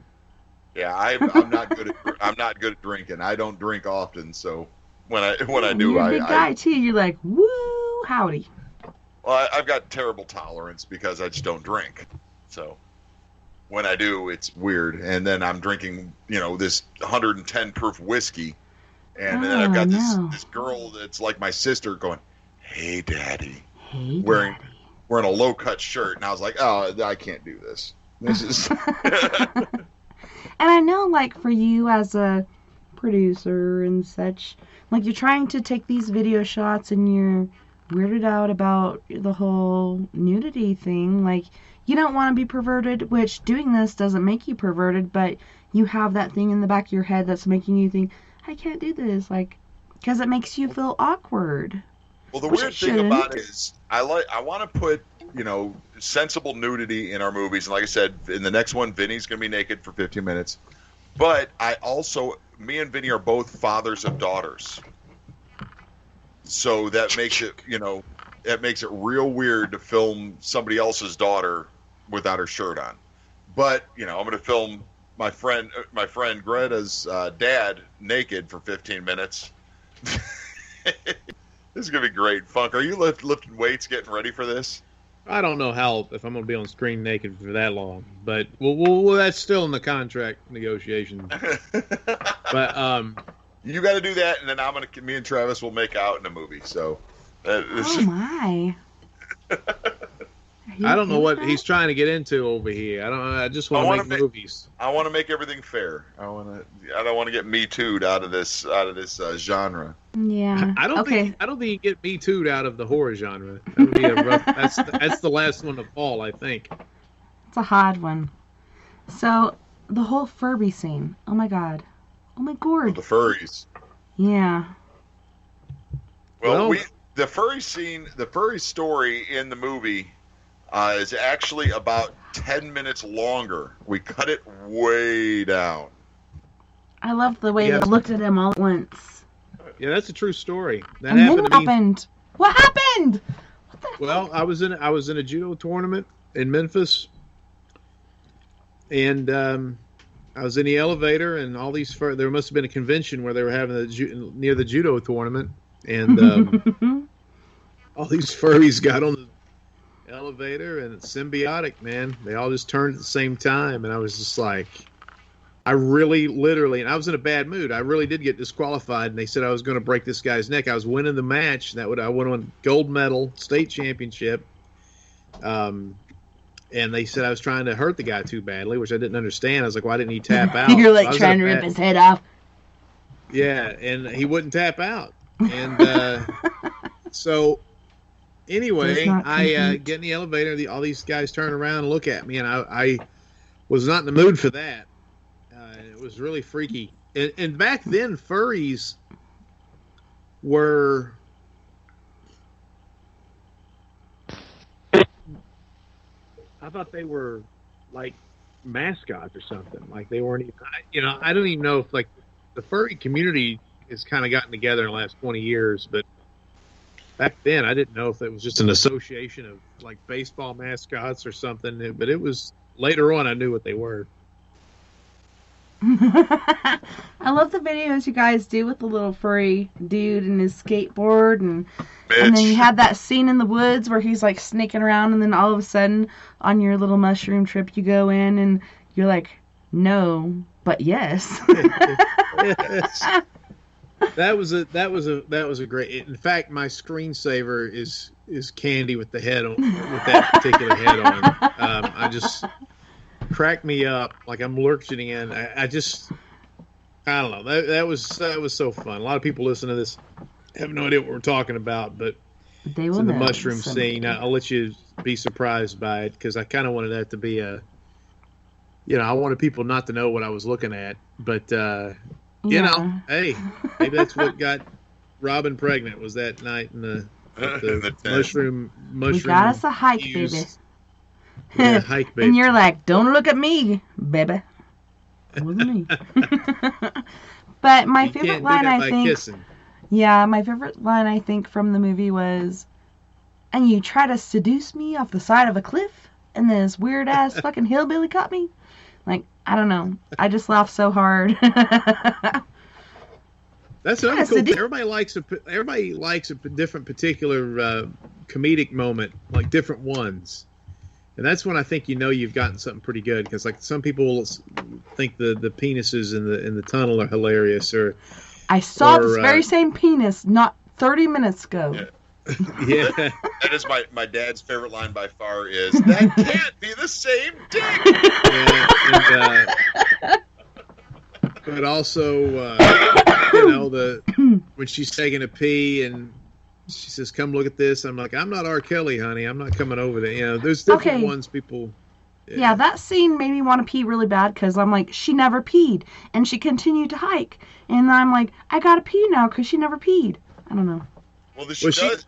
She does. That's what led to the whole... I know, but she picked it up and it never showed like where she's actually peeing. Oh, at like, that moment. Yeah, it showed she was about to pull down her pants and then she pulled them back up because she found this thing and she was looking at it and showed it to you. And I'm like, she must have peed because no way is she hiking all the rest of this way without peeing. Holy shnikes, now I gotta really pee. I am committed to making a good movie, but I am not going to film Candy peeing. No, but you could be filming some trees and hear this or whatever the sound is. I'm just kidding. Shooting with water guns, something. Yeah, for just a split second to know, like, she did it. She actually pulled him down and did it. But I was like, she almost peed, and then she pulled him back up, and then she continued on showing the necklace and being infatuated with it. And that was part of the reality of it. Is I always see these movies where people are stuck out in places and they never go to the bathroom. Yeah, how do they do that? And so I wanted to make sure I put that into the movie where people actually do have to go to the bathroom. It's a problem. we made a mistake. We didn't have any scenes of us eating, even though we had one of those and we cut it out. Yeah, it was cut out of the. But there was that one scene. Okay, so I'm thinking about showing this to my family, and my husband has this thing about people smacking when they eat. It's kind of like this psychological thing.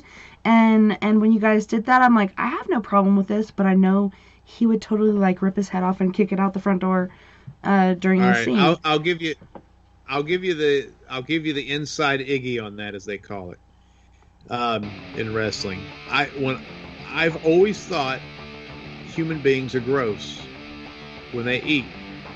We all like don't look at each other while we're eating, but we're effing disgusting. If you stare at somebody while they're eating, you're not going to like that person. And I've always had that thought, and I always thought, I'm going to put that in a movie somewhere. Well, lo and behold, Death Proof came out, a Quentin Tarantino movie, and Kurt Russell was at the bar just chowing down on these nachos. I don't know if you ever saw it, but he's just throwing these nachos in his mouth. And it's close up on his mouth. I'm like, oh my God, he stole that idea from me. Well, he didn't. He just beat me to the punch. Right. But I was like, I want the sloshing and the grossness of these three guys, and I want it to be a psychological thing. There's nothing wrong with what they're doing, but it's just gross. And I wanted the people to be against them people from the get-go, chomping on this. And actually, whatever the hell, I think Luke was on his carnivore diet. Whatever the hell he had in the Tupperware was disgusting. It was ribeye, and Travis is a vegetarian. And so every time he put it, Travis almost threw up doing that scene because he's a vegetarian, believe it or not. Oh, no.